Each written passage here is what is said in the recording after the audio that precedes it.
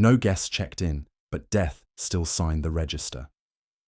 Welcome to Deadly Puzzle. I am your host, Edric Vale. I'd love to know where you're tuning in from. Share it below. Hearing from you makes every story feel alive. It had been raining since dawn, a steady, unambitious drizzle that seemed to have no intention of stopping. Maigret sat at the little table by the kitchen window, watching the drops trace slow, crooked paths down the glass. His wife had gone out early to buy vegetables from the market, leaving behind the faint scent of coffee and a plate with a heel of bread. The house was quiet in that comfortable mid-morning way it often was when he was between cases, the kind of quiet that made a man feel the day would pass without incident. He had no plans, no appointments, and no desire to invite either. On the table, a letter lay unopened. It had arrived with the morning post, an envelope thin enough to promise nothing official. It wasn't from the Quai des Orfèvres. The return address was smudged but provincial, somewhere near the Seine-et-Marne. He had glanced at it once and decided it could wait. The rain had its own rhythm, and he wasn't inclined to interrupt it. He lit his pipe, drawing the first slow pull, and leaned back. A man could grow old in a room like this, he thought, without complaint. He could hear the soft shuffling of Madame Maigret returning down the hallway, her umbrella dripping. "There's a letter for you," she said, as if he hadn't seen it already. She set down her basket, pulled off her gloves. "From a place called Saint-Fiacre-sur-Marne. Do you know it?" He shook his head, tamping the pipe. "No." His voice came out flat, not from disinterest, but from the lack of any reason yet to be interested. "It's from the proprietor of an inn," she continued, slipping into her domestic rhythm. "Who says he has no guests? Not a single one. And yet—" She hesitated in that way she had, when she wasn't sure if she was crossing into his work.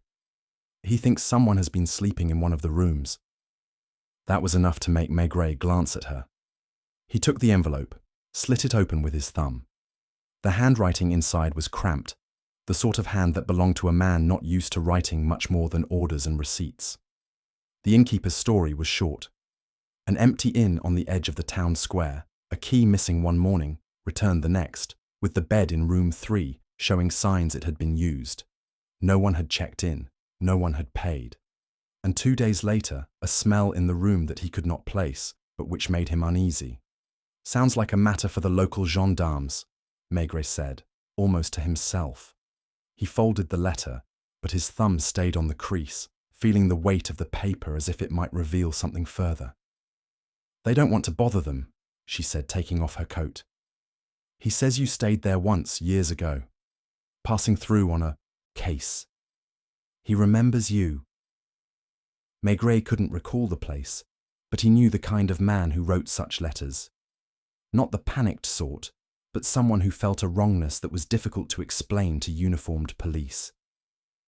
He looked out at the rain again, at the street where the puddles were slowly swelling toward the curb.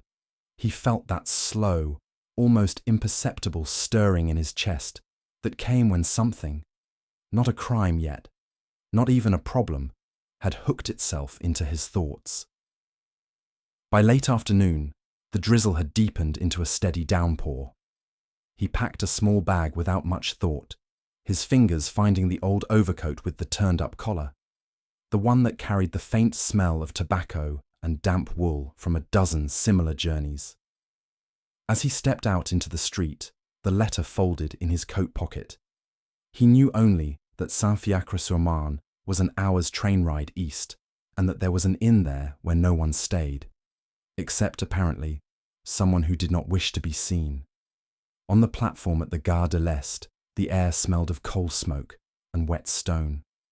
Maigret stood under the shelter, pipe unlit, watching a porter struggle with a crate.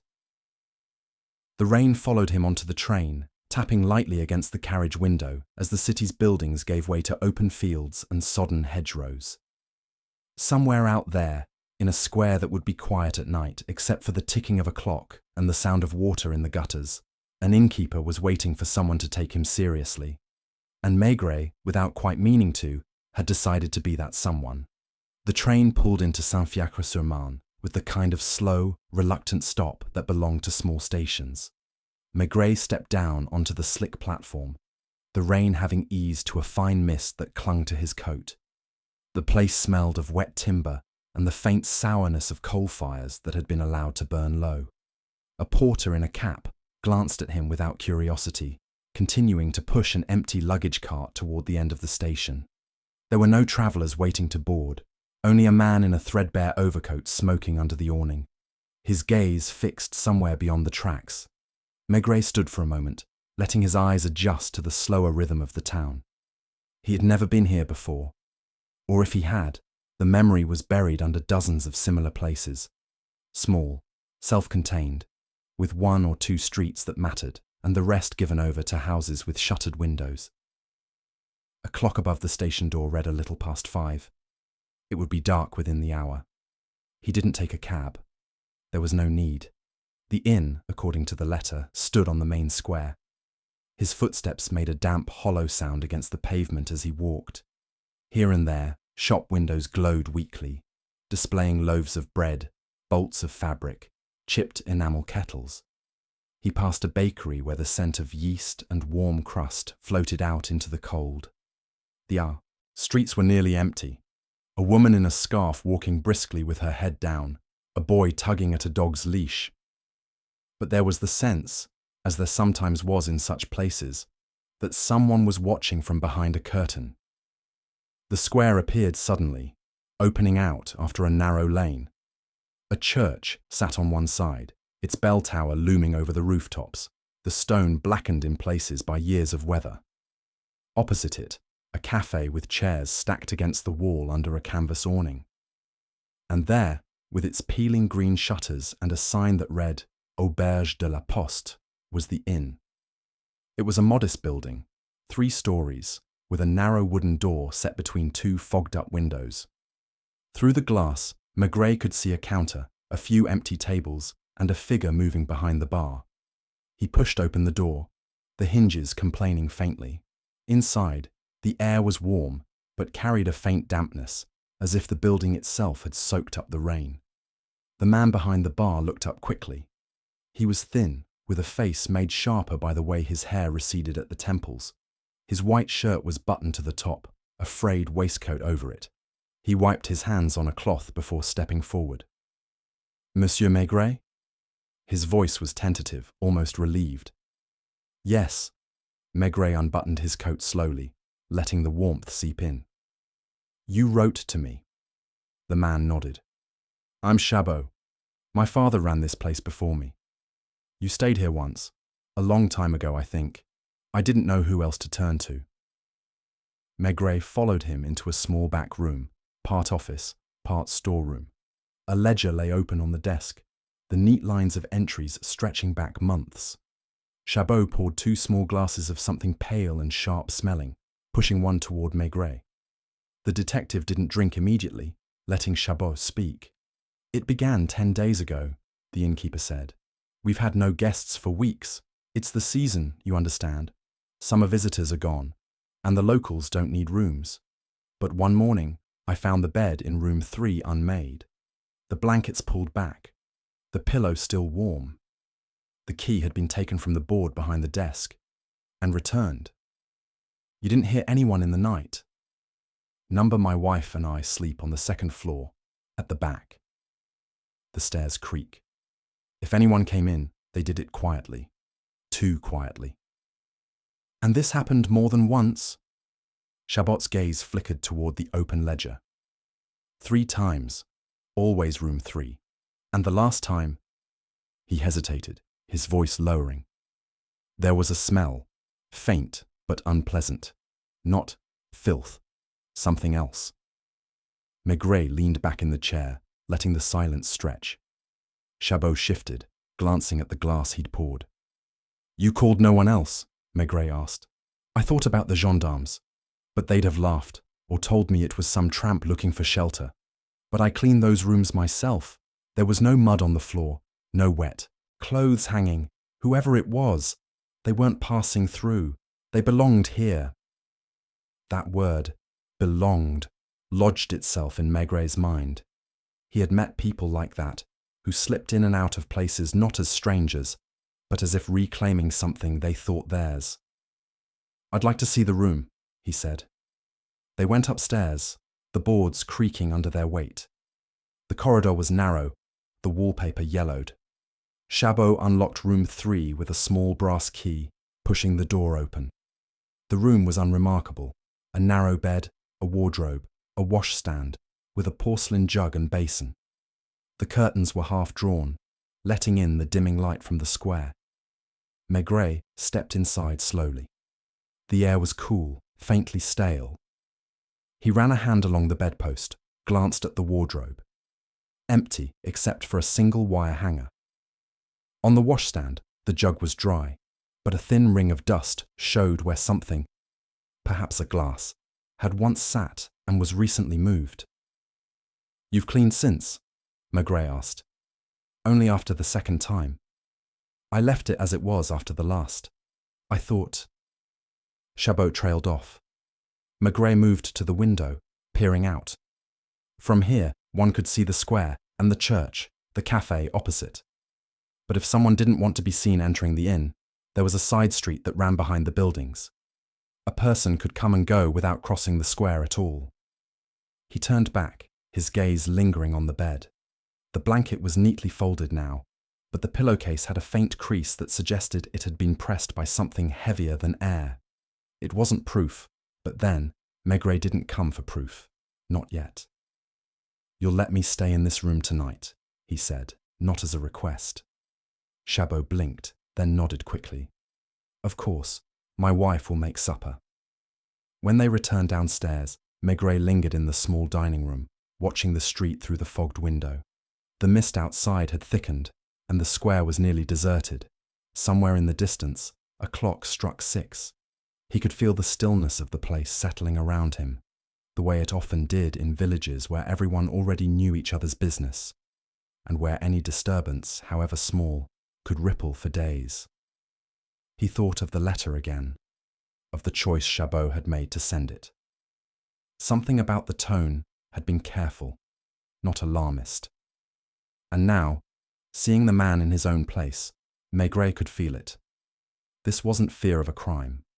Not exactly. It was the unease of a man whose own walls no longer felt entirely his. That, Maigret knew, could be more disturbing than theft or violence. As the light outside faded to the colour of slate, Maigret tamped the bowl of his pipe, struck a match, and drew in the smoke slowly. He had no plan beyond waiting, listening, and letting the quiet tell him what it could. Someone had been here more than once, and they had left nothing but the faintest traces. That, in itself, was worth the journey. He finished his drink, set the glass down with care, and thought, not for the first time, that the absence of something was often louder than its presence. Tonight, in room 3, he would see what absence might say.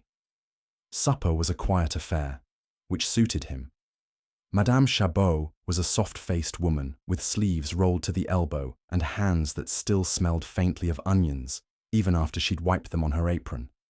She set down a pot of stew and a heel of bread, and when she asked if Maigret wanted wine, he said just a little, and she nodded as if that was what she would have given him anyway.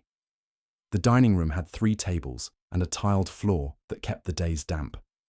In the corner, a small stove clicked and sighed. Now and then, the door opened to admit a draught and a person who had come for a glass and a word. It was that kind of inn, half home and half waiting room. Chabot served 2 men at the bar without enthusiasm. One was the man from the station platform, his overcoat no drier than it had been then. He took his drink and stood with his back to the room, looking at the mirror behind the bottles as if it might show him something worth seeing. The other, a postman by the look of his canvas bag and the red chafing under his eyes, warmed his hands around a tulip glass and spoke in a low voice. Names were exchanged under breath. The cafe owner, Léon, who complained more than he sold, a sacristan with a chest cough, a woman who had gone to her sister's and would probably not come back for a while. Nothing like gossip exactly, more like the clearing of throats a village does when the night sets in. and they remember that time passes for everyone. Madame Chabot cleared plates with quiet efficiency. As she leaned in, she said, not softly enough to be a secret and not loudly enough to be a proclamation, "Room 3 is colder than the others. It's always been so. The window frame doesn't sit right." "Has anyone ever preferred it?" Maigret asked, not looking up from his bread. "Preferred?" She considered. There was a commercial traveller years ago who always asked for it because he liked to see the square. He said the church bell kept him honest, but he stopped coming when they built the new road.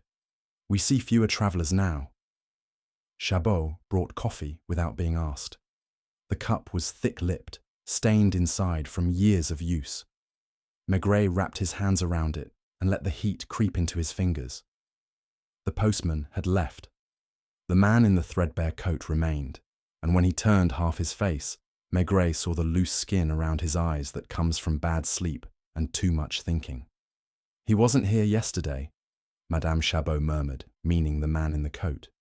"He used to sit in the cafe, but sometimes he changes where he sits. He says it's the draft." "What is his name?" Maigret asked. "Prévost. He was once a clerk in the town hall. Not important." Not important, Maigret thought, which in places like this meant important enough to bother remembering, but not enough to respect. He finished his coffee and let the dregs wring the bottom of the cup. The room had taken on that muffled sound of early evening in the provinces, when no one is in a hurry and nothing demands to be done. He stood and said he would go up. Chabot reached for the key but stopped himself, fingers hovering over the little board with its numbered hooks. "I will leave it on the peg, as usual," he said, as if that phrase needed to be said aloud to make itself true. Room 3 accepted him without surprise.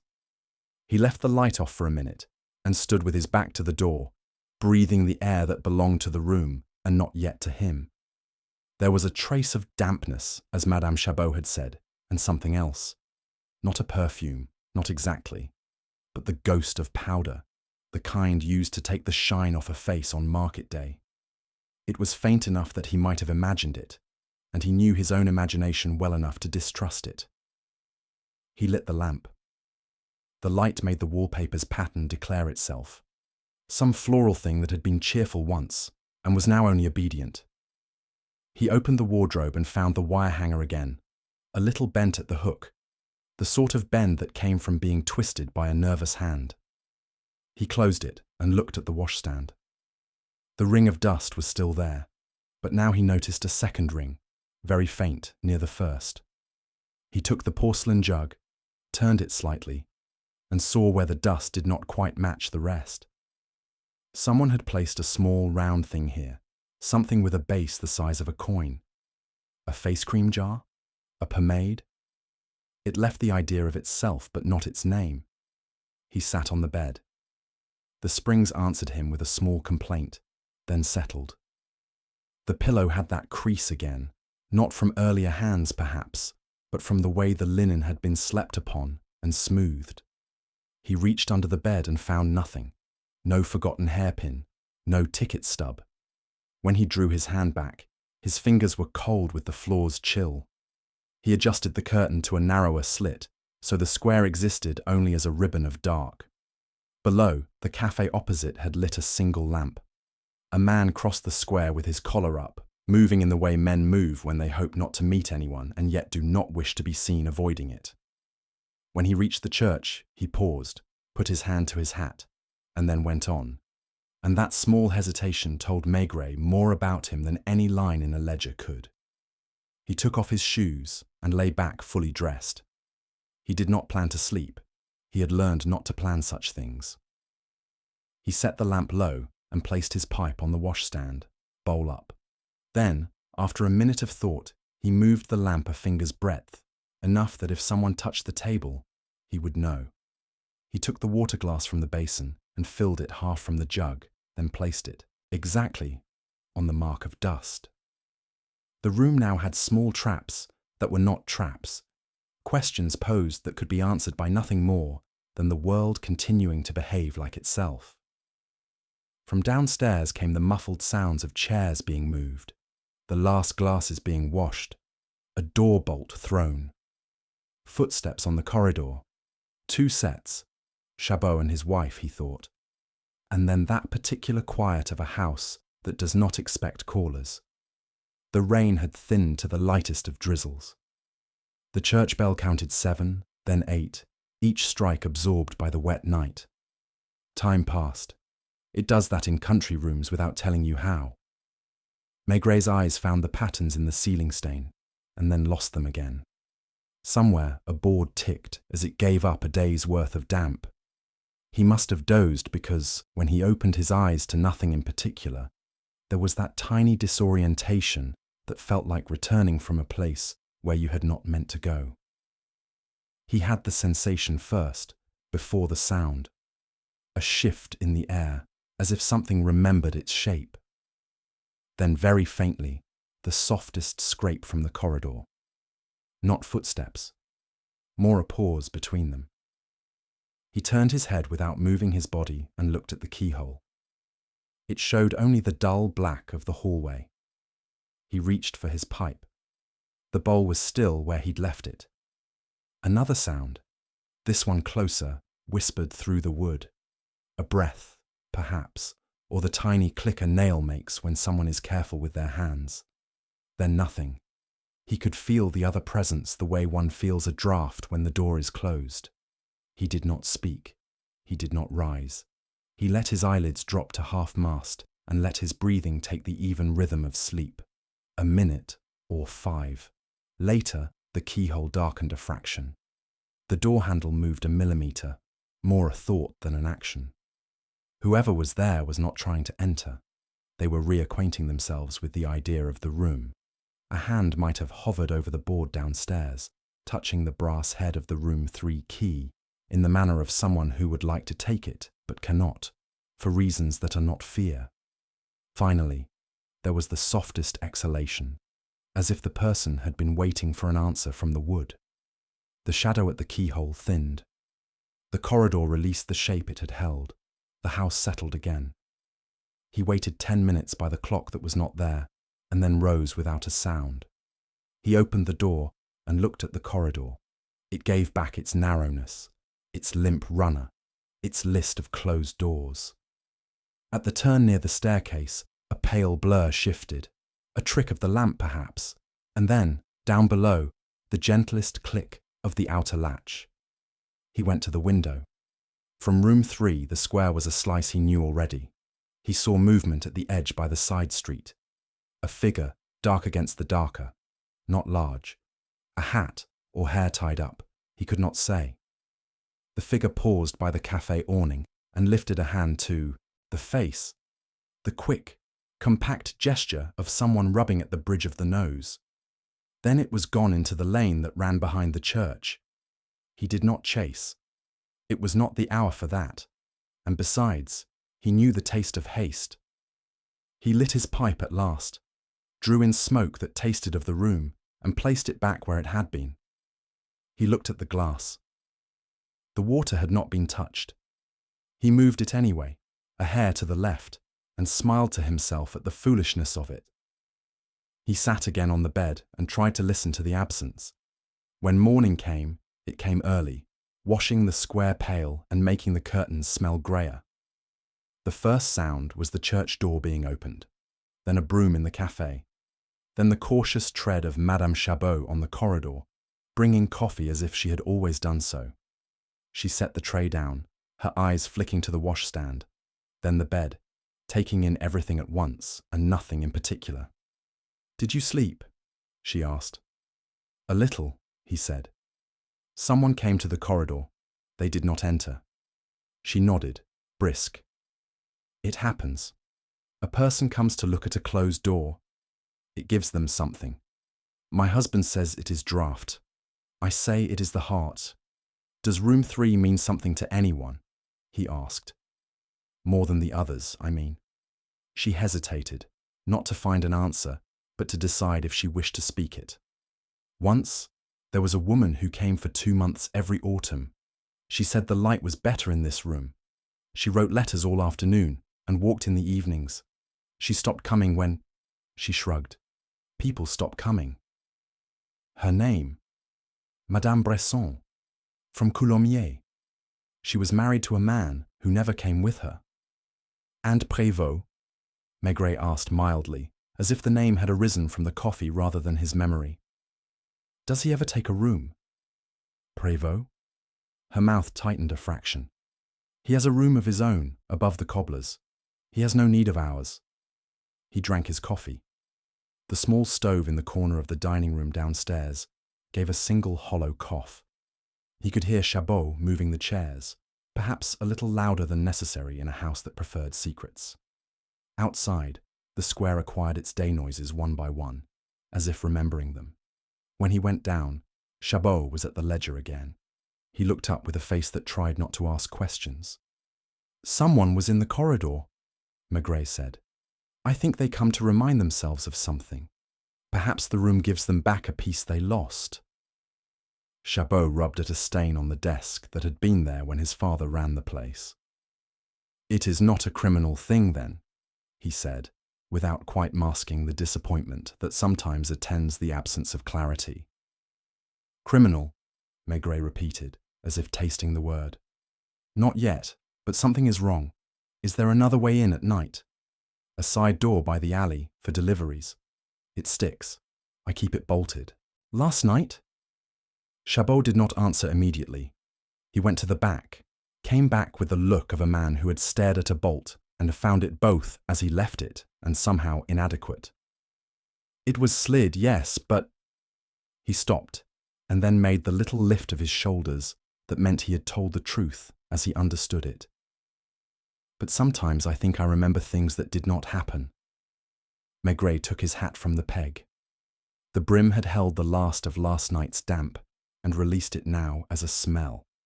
I will walk a little, he said.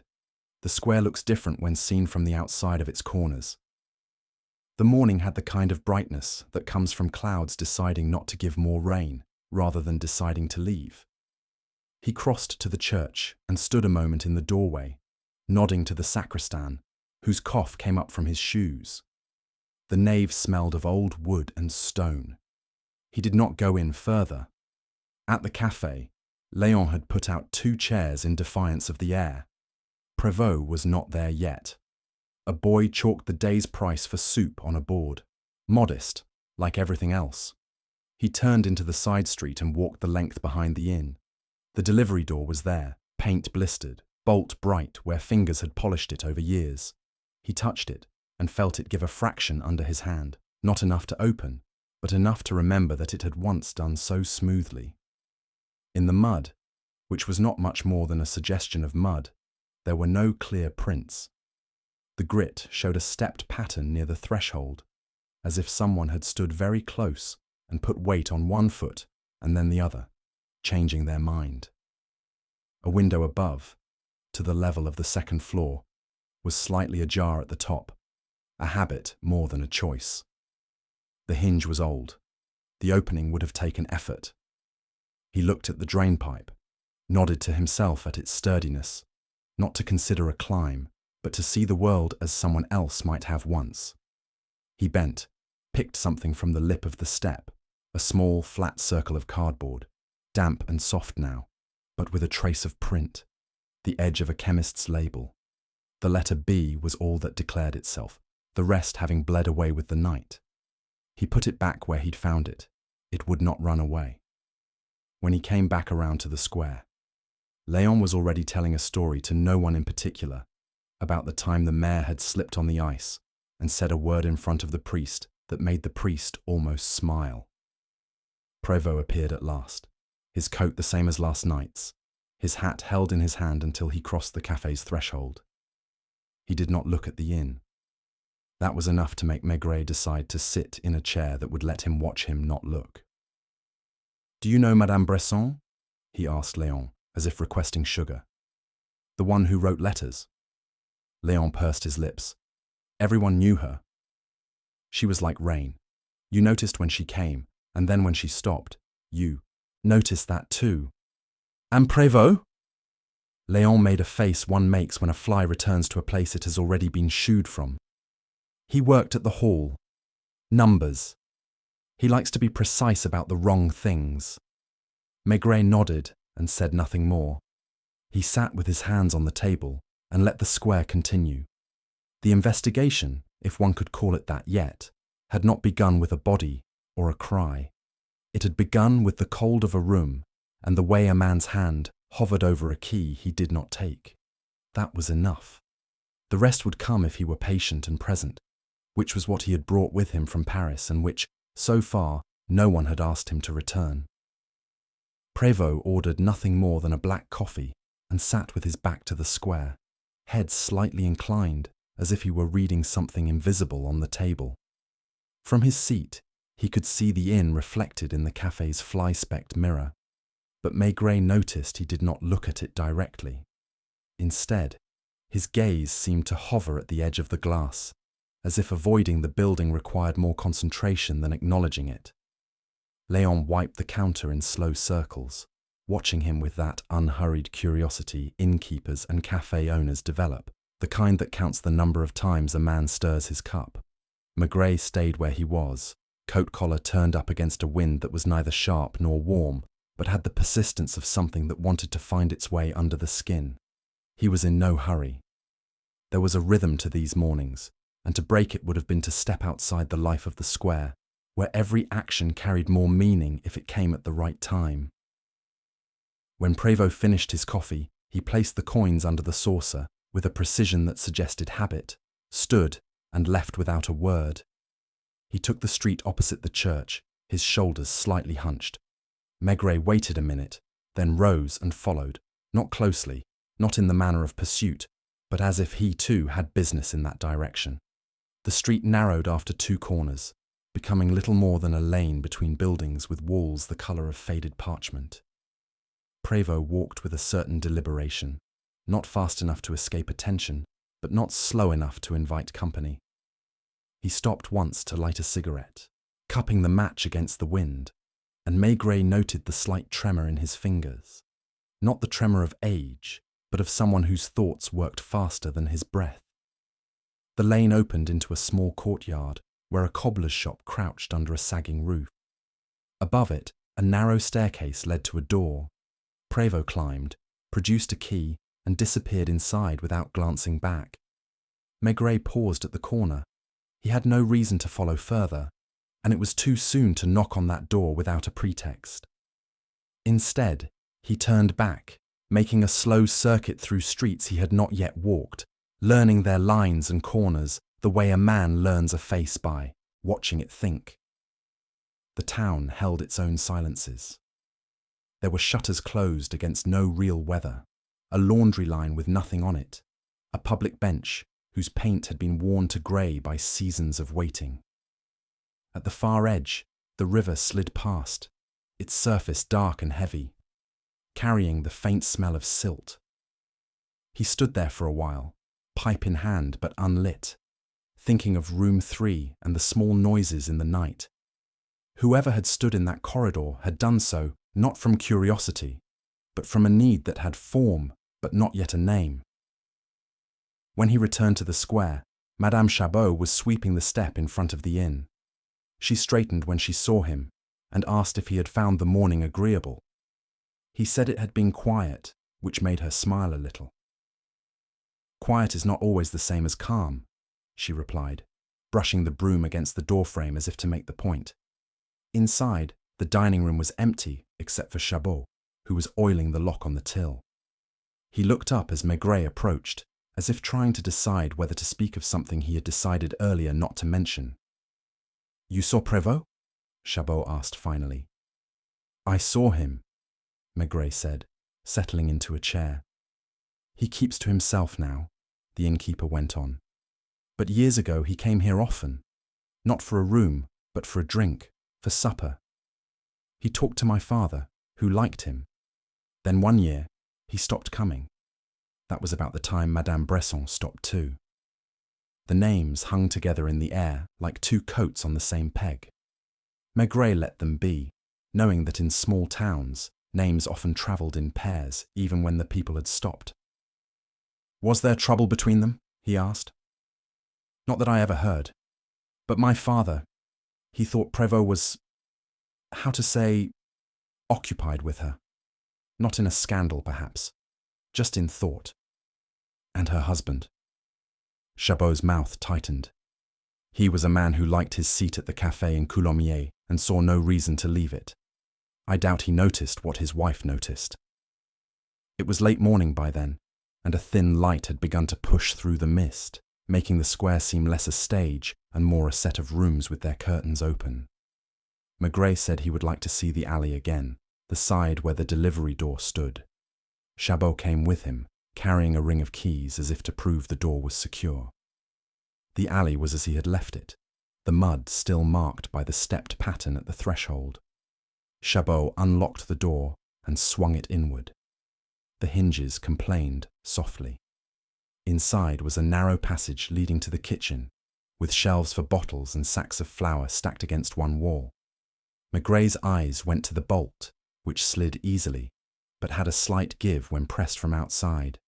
Not much, only enough to suggest that in the right hands, with the right patience, it might yield without sounding an alarm. "Do you leave this unbolted in the day?" Maigret asked. "When there are deliveries, yes, but not at night." "Who else has a key?" Chabot thought. "My wife, the boy from the bakery sometimes, when he brings bread early and we're not awake. No one else." They stepped back into the alley. Maigret looked up again at the window above, the one belonging to room 3. It was shut now, though he thought he saw a faint smudge on the inside of the pane, at the height of a hand's reach. That afternoon, he walked again to the river, taking the long way through the market street, where the few stalls sold potatoes, onions, and apples that looked as though they'd been stored since autumn. At the end of the quay, an old man sat with a fishing line in the water, his boots resting on a coil of rope. He nodded without surprise when Maigret asked if he'd been there long. "Since the morning," the man said.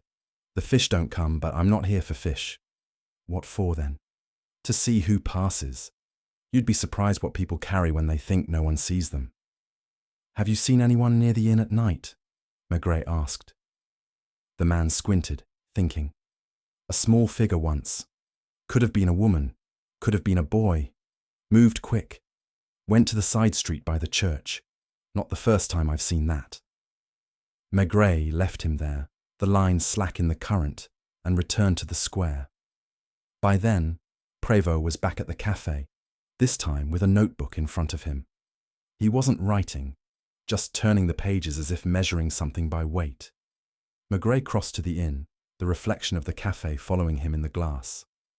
Upstairs, room 3 was as he had left it. The water glass still sat where he had moved it. He placed it back on the first dust mark, then stood at the window, watching the square with the eye of someone who meant to be watched in return. If the figure came again that night, it would be for the same reason as before. Something left here that had not been taken, or something taken that had never left. And Maigret, with the patience of a man who knew the worth of waiting, would be there to see which it was. The afternoon thinned into evening with a kind of quiet certainty, as though the square had no intention of surprising anyone before nightfall. The clouds, low and grey, hung on without delivering rain, and the air carried that faint metallic edge that came before a change in the weather. Maigret remained in room 3 until the lamps were lit below, smoking his pipe sparingly, letting the taste of old tobacco and the faint must of the room settle together. He had kept the curtain drawn enough to see without being easily seen, his eyes moving from the café to the church door, then to the darker mouths of the lanes. Around 6, he heard Chabot calling from the foot of the stairs that supper was ready. He descended without haste, the warm smell of broth and something braised greeting him halfway down. In the dining room, Madame Chabot had laid the table with its practical neatness, and she moved between kitchen and room with the quiet step of someone accustomed to carrying plates through conversation. Only 2 others came for supper, a couple from the other side of the square, middle-aged, with the air of people who dined out to save their own hearth from the trouble of cooking. They spoke to the Chabots in short, familiar exchanges about the weather, the butcher, the state of the road toward Coulommiers. Maigret kept his own counsel, eating steadily. nodding now and then when a remark was sent his way. After the couple left, Chabot sat down at the far end of the table with a glass of wine. His voice, when he finally spoke, was lower, as though what he had to say was not for his wife's ears. "I thought you might like to know, this morning, after you went out, Prévost came here. Not inside, just to the door. He looked in, saw me, and went away." Maigret wiped his mouth, set the napkin aside. "Did you speak to him?" Number It was the way he left. Quick, but not hurried, as if he'd seen what he needed. What would he need to see? Chabot hesitated, then shrugged, but the shrug was slow, deliberate. Maybe just to know the room was still there. Later, back in room 3, Maigret checked the arrangements he had made the night before, the position of the glass, the placement of the lamp, the slight fold in the blanket that would show if touched. He sat in the chair by the window with the lamp low, his coat over the back, his shoes beside the bed. From outside came the muted clink of glasses from the cafe, the irregular footfalls of someone crossing the square, the short bark of a dog. Time moved the way it often did in places where little happened, minutes stretching and contracting without rhythm. At some point, the sound from the cafe faded, and the square became a black mirror. The faint gleam of the church clock, its only steady point. Maigret kept still, pipe cold in his hand. The first sound came just after 11, a creak in the corridor. Not the tentative scrape of the night before, but a definite step. It stopped outside the door. He heard the same careful breath, followed by the sound of something, fingertips perhaps, running lightly along the wood. Then the door handle turned, no more than the width of a coin, and stayed there. In the silence, Maigret could almost hear the heart of the person outside, the kind of rhythm that belonged to someone who had prepared for this moment, only to find they could not decide what to do with it. After perhaps a minute, there was movement again, softer this time, away from the door. He waited, listening for the stairs creak, and heard it, faint, deliberate. He moved to the window. The square below was empty. A moment later, the shadow of a figure slid along the far edge, then across toward the lane by the church. The posture, the measured steps, they were the same as he had seen from above before. Without thinking too much on it, he went down quickly, his feet silent on the stairs. At the delivery door in the back, he slid the bolt and stepped into the alley. The air was cold, and he could still smell the faint trace of someone's perfume, something dry, almost powdery. He followed it into the lane, turning toward the church. Near the side door of the church, the figure stood in a small pool of light from a high window. It was a woman, her coat buttoned to the throat, a scarf tied loosely around her head. She turned at the sound of his step, her face pale in the half-light. "You're from the inn," she said, her voice low but steady. "And you are from room 3, Maigret replied. She did not answer at once, but her eyes moved past him toward the square, as though gauging whether she had been followed. "I only come to see it. I don't stay. I have no reason to trouble anyone." "Yet you trouble yourself," Maigret said. Her lips pressed together, and for a moment he thought she might walk away. Then she sighed, the sound almost lost to the night. "I stayed there once, years ago, with someone. It is not mine to speak of now." "Madame Bresson?" he asked gently. The faintest flinch crossed her face. "That name should not be said here." Maigret didn't press. The silence between them was the sort that held more than words could carry. She looked at him as if to measure how much he already knew. "I'll not take the key again," she said at last. "It was foolish. I thought, no matter, it is not the same room now. A place changes when it forgets you." She stepped past him, her shoes making no sound on the cobbles, and was gone into the lane that led toward the river. Maigret stood for a moment longer, then turned back toward the inn. In the alley, he slid the bolt again, the metal cool under his hand. Upstairs, Room 3 looked untouched. The glass was where he had left it, the blanket's fold unbroken. He sat on the bed and thought of her face in that thin light, the way her voice had steadied when she'd said she would not take the key again. It was not a promise to him, but to herself, and those he knew were the harder kind to keep. When he rose the next morning, the square was already stirring. The sacristan was sweeping the church steps, and Madame Chabot was talking with a man who had brought a sack of flour. She glanced up at Maigret, and in her eyes he saw the question she would not voice. He nodded slightly, as if to say the night had brought him closer to what he needed. But he also knew something else now, that the matter of room 3 was not about theft or even intrusion in the way Chabot might think. It was about something left unfinished, a knot tied years ago and never cut. And in this town, knots like that did not come loose on their own. He did not go after her when she took the lane toward the river. There was a habit in him, drilled by years and perhaps by temperament, that said when a person had decided to vanish for the night, you must let them. If only because the paths they chose in darkness were the same ones they would take by day, only then, with their faces on. He slept a few hours, not deeply, with the window open a finger's width to release the faint chalk-dry smell of powder that had settled in the room. When he woke, the square was the colour of unpolished pewter, and the church door was already ajar to let out the sacristan's cough. In the dining room, Madame Chabot had set a small breakfast without comment, coffee, a slice of bread, butter that held the cold. She moved a chair with her hip, efficient, eyes quiet. As she poured, she said, "You heard something again." "I heard a person remembering a room," Maigret said. "That can be worse than forgetting it." She put down the pot. "I changed the sheets in the other rooms first, and then this one, as I always do, to leave it for last. But I found the bed as you left it. Whoever she is." She did not correct herself after the pronoun, merely set the butter closer to him. "She is tidy.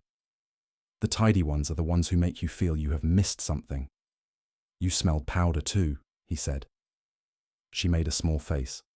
"Old habits. Women used to come down the stairs with a little cloud behind them. Now it lingers in the rooms instead. The chemist sells a brand with a blue label. It leaves a taste in the air.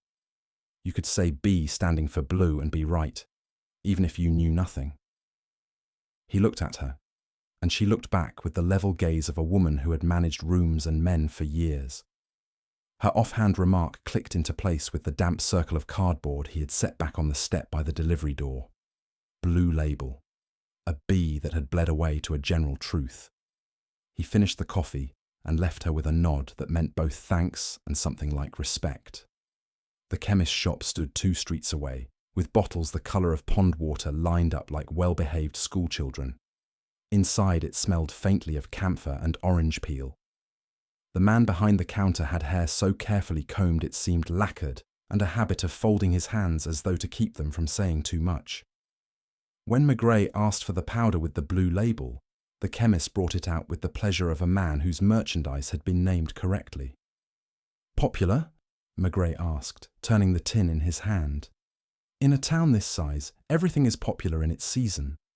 But this," the chemist tapped the lid, "is steady. A certain respectable set. Not the girls, the married ones who still like to look matte in church. You keep accounts? I extend credit." The chemist's eyes flickered, the quick calculation of risk against gossip. "Monsieur?" "Maigret, police." The word had the effect it always did. The chemist's mouth shaped itself into helpfulness tempered by discretion.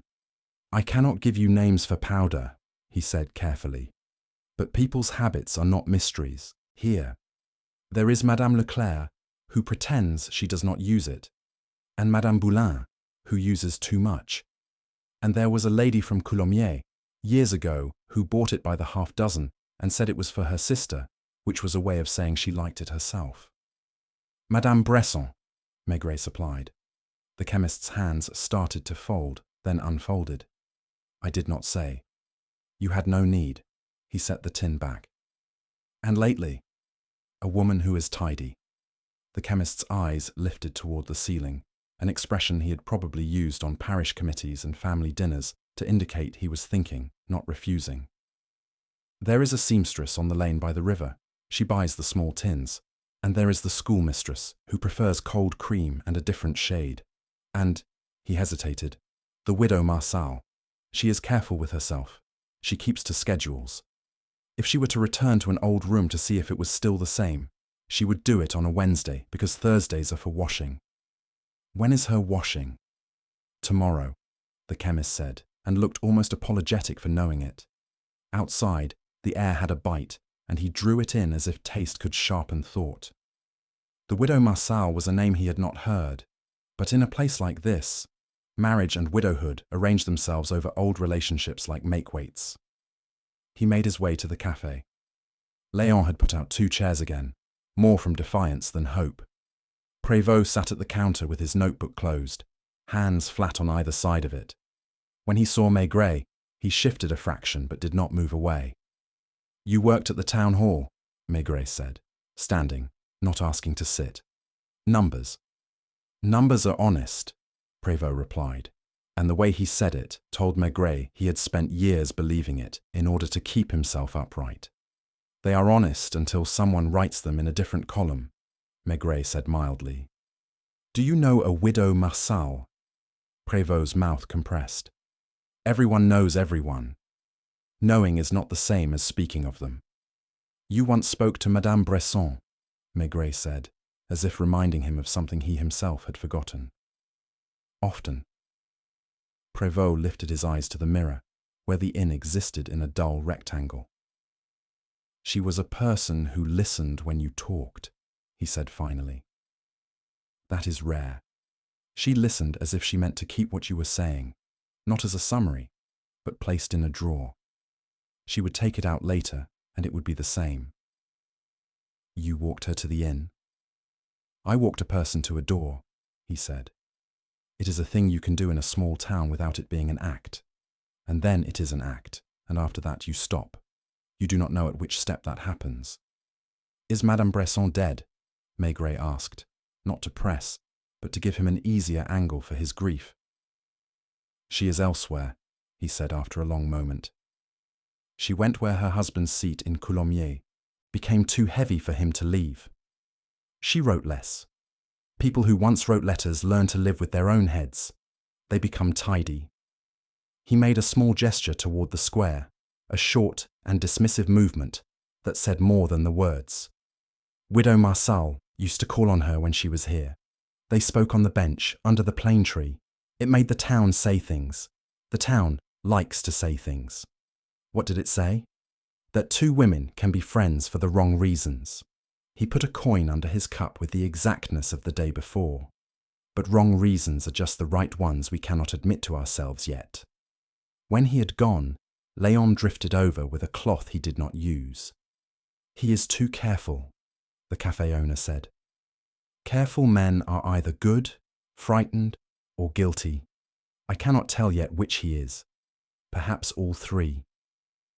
"Would you recognize the widow Marçal if you saw her at night?" Maigret asked, "from her walk?" "She has a way of not disturbing air," Léon said. "Some women do that. They leave a place without changing the dust. But if you ask me about steps, she pauses before doors, even when she does not intend to knock. People who live alone do not like doors anymore." The church bell pecked at the hour, careless and exact. Maigret crossed the square to the bench where, in other seasons, someone might have sat with a child. The plane tree had lost its leaves months ago, but the bench remembered. He watched the inn's facade for a while, as though in daylight it might give up the night's secrets. It did not. Buildings rarely do. People do, without meaning to. He found the widow Marçal in the early afternoon without looking. She came across the square with a net bag that held 2 apples and a paper-wrapped parcel that could have been soap. She was not young, she was not old. Her face had that careful, scrubbed look of women who did not like to be misread. When she saw him watching, she did not look away. "Madame Marçal," he said, rising. "You are the policeman from Paris," she replied. She did not say it as a challenge, only as a fact.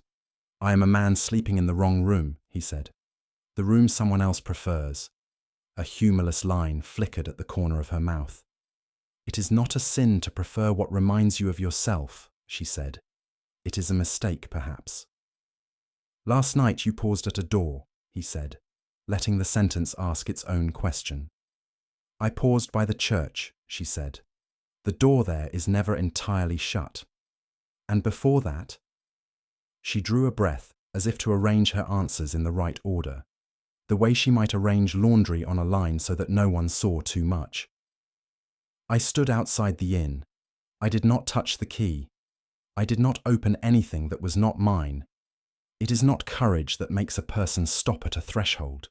It is knowing that what is on the other side will not recognize you. You were friends with Madame Bresson." "I knew. A woman who had learned to fold herself until she made no sound. People mistook that for peace. It was habit. She came every autumn." "She needed the season to make her decision," the widow said quietly. "Every year she decided not to decide. It is a kind of decision." "And Prévost?" "Men like him use numbers because they cannot use lives," she said. "It does not make them harmless. Do you come to room 3 for her, or for him?" "For me," she said, so simply that he believed her. "Once, a person waited for me there. He did not know it was waiting. Waiting is what you call it when it ends." She would have left then, but he said, "There was a smell in the room, the first day." Chabot thought it meant something wrong. "I think it meant someone had carried a memory with them and opened it like a tin." She looked at him with an expression that might have been pity if it had come from anyone else. "You are a man who sees things as they are, and then knows they are not that. It is a tiring profession." "Do you intend to return tonight?"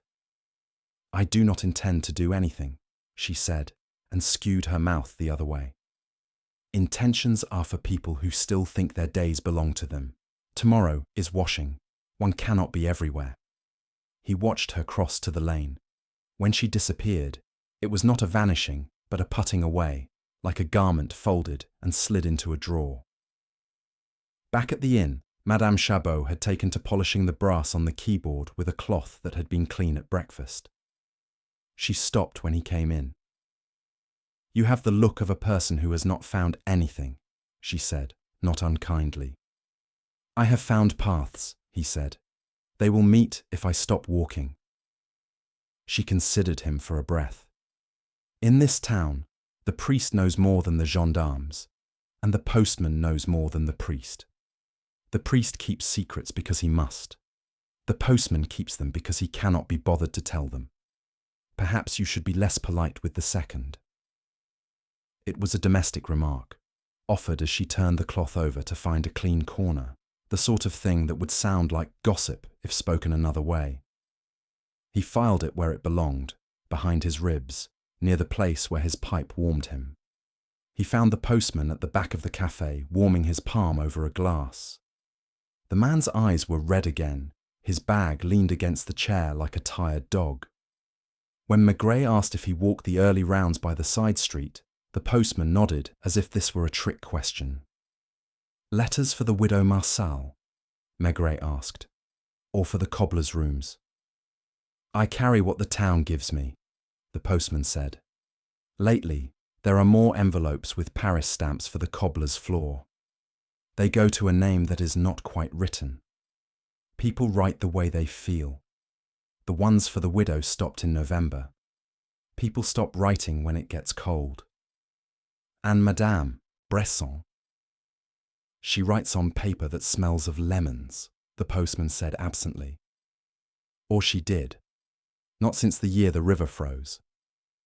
After that, the envelopes came from someone else in Coulommiers with her husband's hand. His lines go uphill. A man who insists. Insists on what? On being right, even when he is only alone. Evening gathered again, less certain of itself than the night before. A light wind worried the cafe awning and made the inn sign give a small clack against its chain. In room 3, He stood a long time without moving anything, as if touching the objects would unbalance the room's memory of itself. He was near the place where the town had stopped pretending the past belonged to different people. Tidy lives, tidy powder, tidy widows who paused at doors, and a man who looked into a mirror to avoid seeing a window. He could feel the knot now, the way a fisherman feels a snag in a line without seeing what it has caught. He did not tug.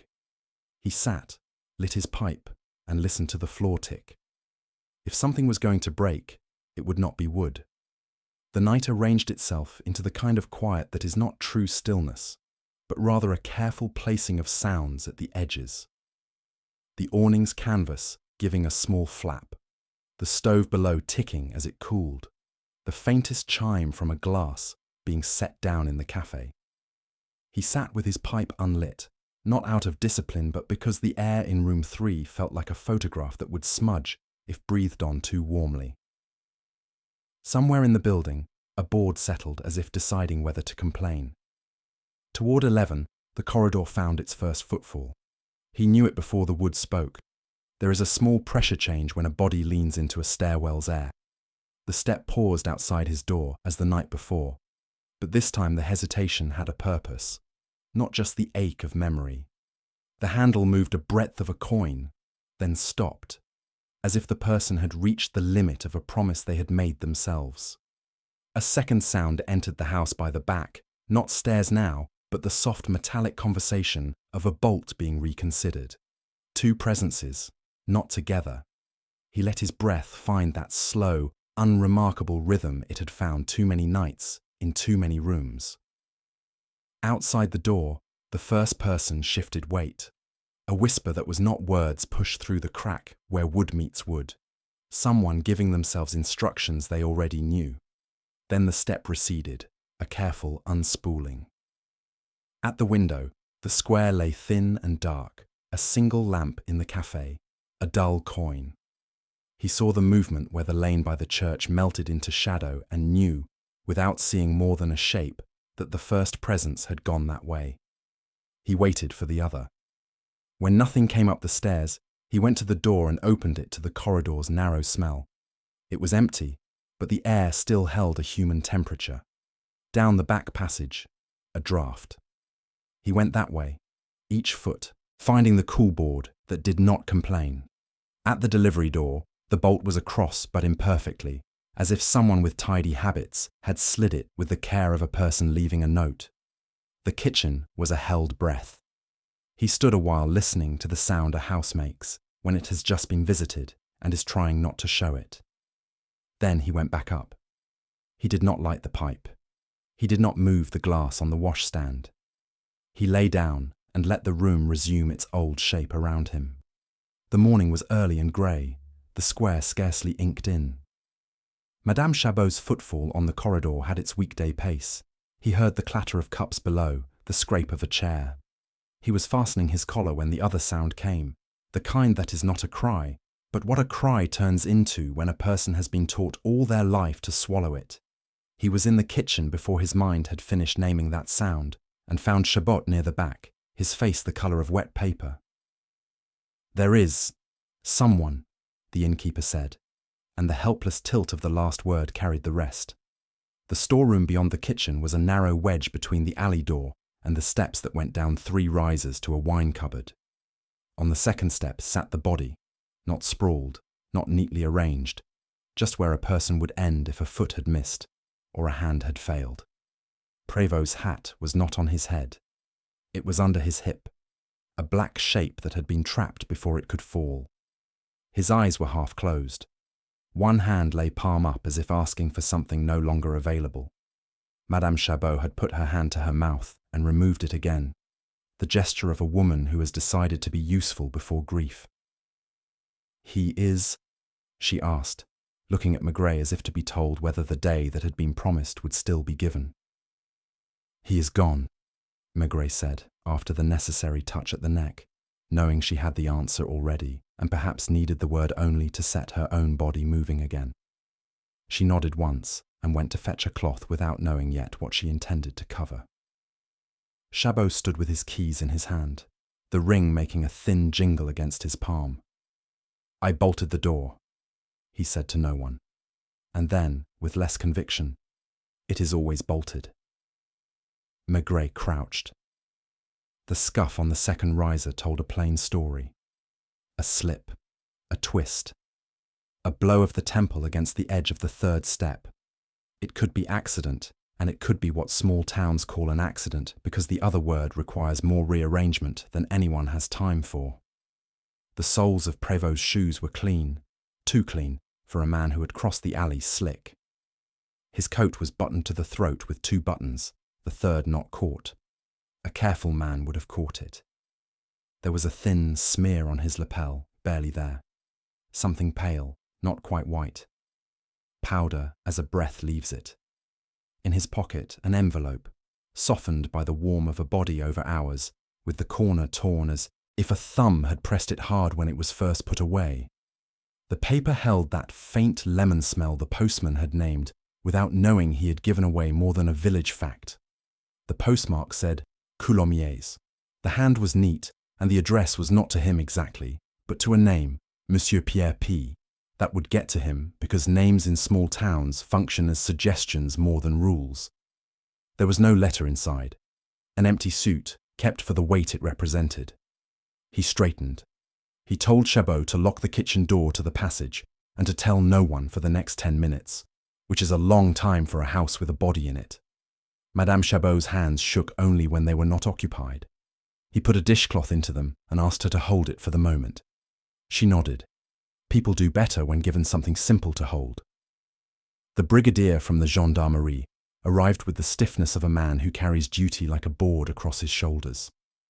He was thick-set and tried, at the threshold, to make his face official before his glance could settle on the body and become merely human. "Fell," he said, as men do in the presence of stairs. He looked at Maigret with the particular reserve provincial officers keep for men from Paris, who arrive in their towns as if the towns had invited them. "Perhaps," Maigret said. He showed him the envelope. The brigadier's mouth went to a line. "Letters," he said. "They do this more than drink does." They lifted the body as carefully as strangers can lift a thing that once belonged to itself. Under Prévost's shoulder lay a small circle of cardboard, damp and erased, the ghost of a blue letter that had not quite given up. It stuck to Maigret's finger a second, then surrendered. He left it there. It identified no one to anyone who did not already know. Word went through the square with that watery speed you see when a drop hits a bowl already filled to the brim. The café door opened, then stayed open as if the hinges had decided it saved time. Léon looked at Maigret, at Chabot, at the brigadier, and made the face of a man who has seen everything but wishes he had not been asked to catalogue it. The sacristan crossed himself and did not cough for a full minute. A woman from the far side of the square turned back home mid-step, remembering an errand that had not existed a moment earlier. Widow Marsal did not appear. The fact of her absence sat in the square like a chair that no one wanted to be seen using. In the back room, with the ledger closed for once, Chabot poured coffee and handed cups to men who had not asked, and to one who had. The brigadier went to the storeroom door and back again twice, as if repetition could make the scene rearrange itself usefully. "He could have come by the alley," he said, addressing no one. "And unbolted from outside with one hand while falling with the other?" Maigret asked mildly. He did not need the brigadier to answer. He came in. He met someone. Or he waited for them. Then he fell. "Or was pushed," the brigadier said, because to say it aloud made him feel ahead of a story that was already running ahead of him. "Perhaps," Maigret said again, not to contradict but to keep the word from making people choose too early what kind of day it was. He left the gendarme to his measurements and went into the square. The bench under the plane tree remembered too much. He avoided it. At the café, Léon had his cloth in his hand, and no idea whether to wipe. "He was here at 8, Léon said to Maigret before being asked. "Coffee, nothing else. He wrote nothing in the notebook and left it shut." Then he went out and did not look at the inn. Did he ever look? When men make rules for themselves, Léon said, they keep them until the moment they break them. Then they punish themselves for both the rule and the break. It saves everyone else the work. And the widow? She is at home when she is not here, Léon said, which would have been a joke in a different air. She will know already, because that is the thing about people who pause at doors. They sense the one that just closed, even when it is not their own. He walked to the lane by the cobblers, the narrow staircase up to the door where Prévost had disappeared 2 mornings ago. He did not go up. He looked instead at the step where grit made its own map. A pair of prints, one smaller, perhaps a woman's, light, one larger, tread worn on the outside edge the way clerks walk after years of leaning over tables. They overlapped, not in a dance, but in the way 2 lives occasionally require the same space without intention.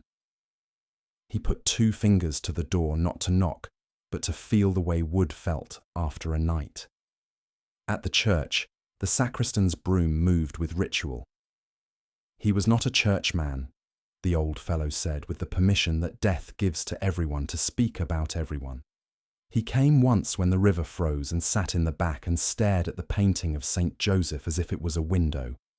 Afterwards he did not say good morning to me for 2 weeks, as if I had been the one to show him something he did not want to see. Did he light candles? Men like him do not like fire near them, the sacristan said. They are afraid it will tell. Widow Marsal's door opened only 2 fingers when he knocked. She did not invite him in. The hallway behind her held the clean chill of a place that had learned how to keep itself. You know, she said, and it was not a question. I know he is dead, he said.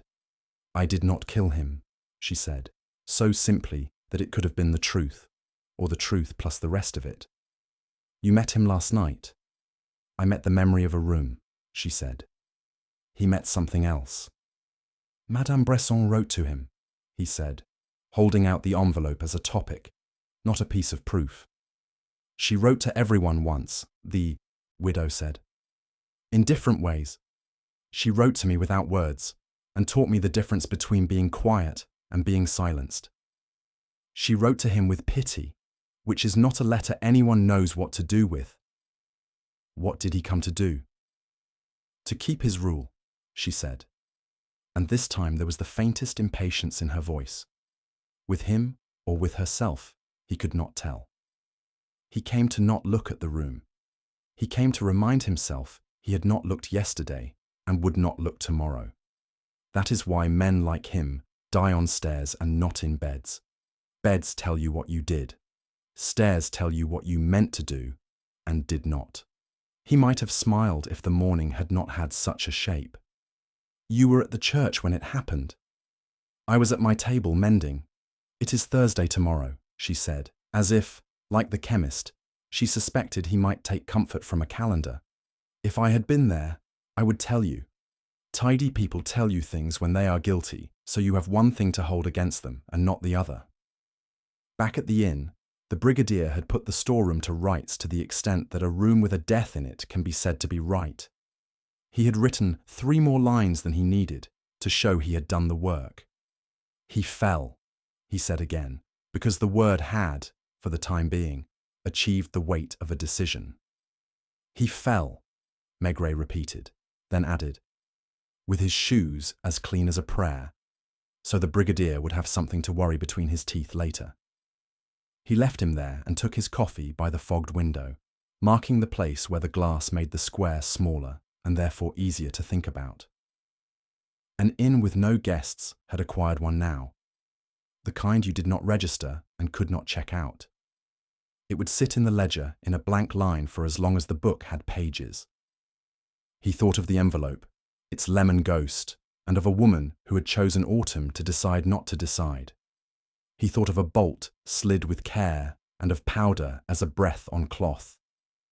He thought of a man who had used numbers to keep from being measured by other means and had miscalculated at last.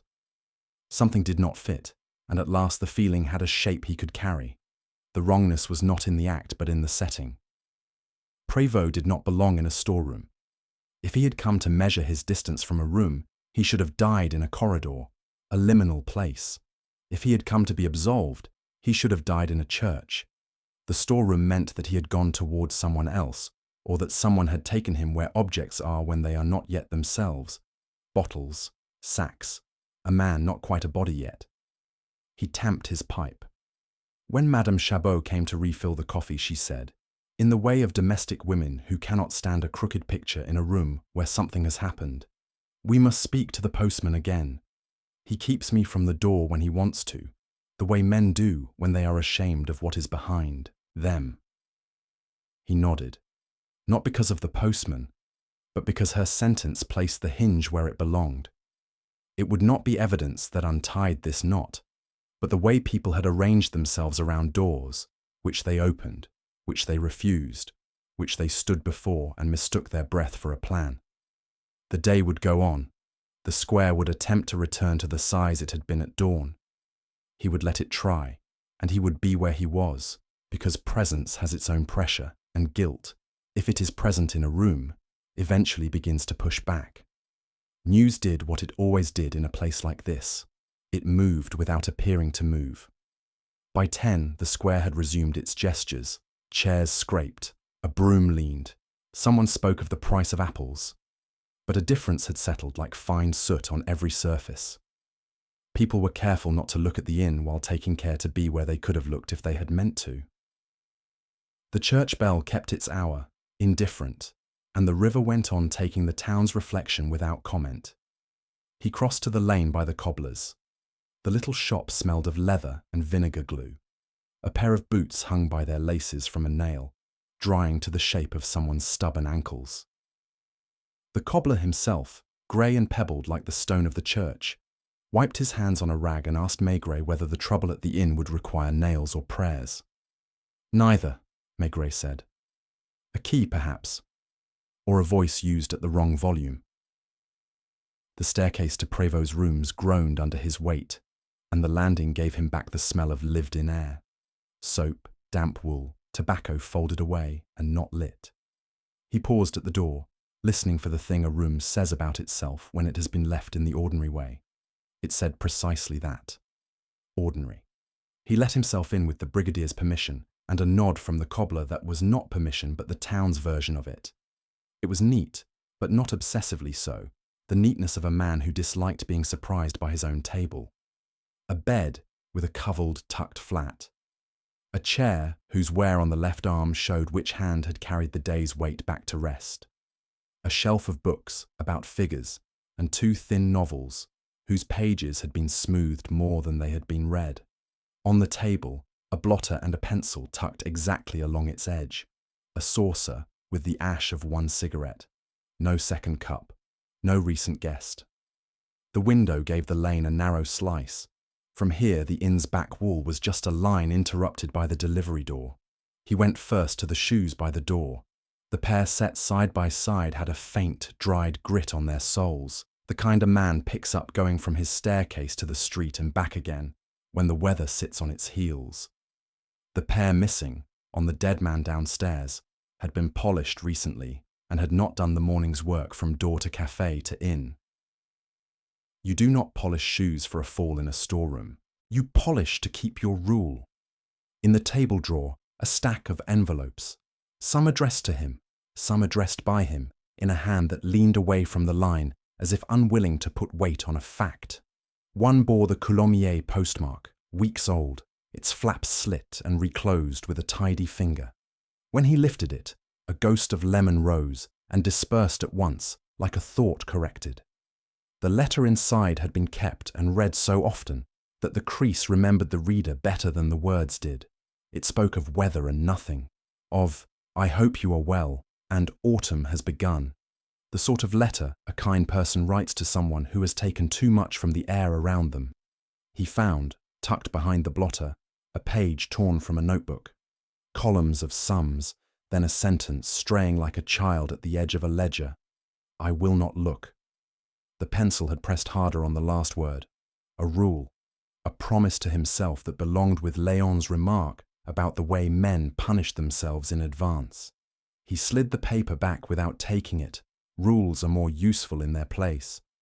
On the chair, a coat with the collar still faintly warm from the last wearing. He turned it and saw on the lapel a smear no bigger than a fingertip, pale, the colour of a winter sky. The same kind of whisper he had seen on the dead man's coat, only here it had settled hours earlier on a cloth that had not yet gone to meet another person's breath. He lifted the collar to his nose and smelled nothing but wool and inside air. The cobbler's tread on the stairs came and stopped at the landing, then withdrew. The sound of a man who had reached the limit of his curiosity and would wait for news to come back by other routes. Maigret closed the door and returned to the square by a different street, the riverside where washing lines in back courtyards showed clothespins like small bent fingers. A woman shook out a sheet and pegged it with a practiced snap. Thursday, he thought. The day the chemist would have expected. People keep time with their bodies, even when they decide not to keep appointments. At the café, the postman had his glass and his bag. He looked bruised by sleep, or the lack of it. Eyes red as if he had stood in wind all morning. He started to stand when he saw Maigret, and then thought better of rising. Men with bags that carry other people's words prefer to be sitting when asked about them. "You came by the side street early," Maigret said. "I always do," the postman answered. "It is where the widows live, and the men who do not like to be seen with a newspaper. Did you carry anything for Prévost today, or last evening?" "Last evening I do not carry," he said with a small professional offence. "The train does not oblige after 6. There was a card 2 days ago, Coulommiers. Today, nothing. He had taken to coming to meet me at the corner sometimes, to save me the stairs. This morning he did not." "You knew a letter had come from Coulommiers because you keep the lists or because you keep the town's pulse?" "Because lemon is a smell for summer," the postman said, surprising himself with the poetry of it, and then looked uncomfortable. "He stood by the church door the afternoon it came, and he did not look at me. When people do not look at you, they are waiting for their own eyes to return to their faces. And this morning? This morning I came by the alley, and the bolt was across, but not fully, as if a hand had slid it with care and had no wish to wake anyone. I thought, Chabot is being tidy for once. And then I went on. I saw no one go in. I saw no one come out. Who else does the alley belong to? The baker's boy uses it. He leaves bread in the mornings and says he sings, but his shoes do the singing, and he does not. The chemist's apprentice goes to smoke, where he thinks the smell will not reach his master. The rest of us do not pay attention to back ways unless we have business. He lifted his glass and set it down again. The circle of moisture, the only mark he had left on the day. If you ask me if I saw a woman last night, the answer is that in weather like this, all figures look like the same coat. Maigret left him with his bag, which had suddenly become very visible to its owner. Outside, Léon said to no one, "The gendarmes will call it a fall. The priest will call it a sadness. The rest of us will find other words, because those are used up." He polished the same patch of counter twice, and stopped, when he realized it had become brighter than the rest. He went back to the inn through the front, past the pegboard, where the brass heads of the keys had been polished to a softness by years of fingers. The 3 hung where they should. The one for room 3 had that tiny scar near the shaft he had noticed the first night, the sort that comes from being dropped on a stone floor and picked up at once with an apology no one hears. Madame Chabot watched him take it and glanced at the clock, not because she minded, but because time needed to be registered against the movement of that brass. "I remembered something," she said, before he could ask. "Last winter, when the frost stuck the alley door, I had the baker's boy help me with it. He is small, but he is not in the right place. He took the habits of a person with a key. I told him to put the bolt across when he left. The next morning it was not." "He kept a habit," Maigret said. "He kept an idea," she corrected. "People do, when doors do not argue with them. Did he call yesterday?" "He left bread very early," she said. "Earlier than he needed, and he knocked softly, which is not his way. When I went to take the basket, he had gone." Maigret took the side street to the bakery. Heat lived in the doorway, and the smell of yeast did what it always did to his stomach regardless of the day's shape. A boy with a flour-sugared face and hair that looked as if it had been combed with the same hand he used to wipe his brow, straightened when he saw the coat and the hat and the man inside both. He stood as if told to. "You carry bread to the inn," Maigret said. "I do, monsieur. You have a key sometimes. Only when it sticks." "Keys teach stupid things to hands," Maigret said, and watched the boy blink at the truth of it before he understood what had been said. "Did you go there very early today?" "It was early," the boy admitted. "I could not sleep because my mother—" He stopped. "Because your mother snores," Maigret suggested. The boy nodded gratefully at the lie. "And last night? Did you go near the alley when the lamps were out?" "I have no business at night," the boy said, a little too firm. "Which is a way of saying you did, and you found no business there," Maigret said. "Did you see anyone?" "I saw a shadow that stopped and then did not stop," the boy said finally, the words coming honestly now that they had been coaxed into a simpler shape. "I thought of a priest's silhouette because of the way the coat fell, but it was not a priest, because priests do not lift a hand to their face as if to push a hair back." "Men do that," Maigret said, "and women." He let the boy go back to his flour. The lad's shoulders dropped into work with relief. The afternoon had a watery clarity the morning had not possessed, as if the town had decided the day would be lived whether it deserved to be or not. At the chemist's, a customer was asking for cough pastilles in the voice of someone buying jewels.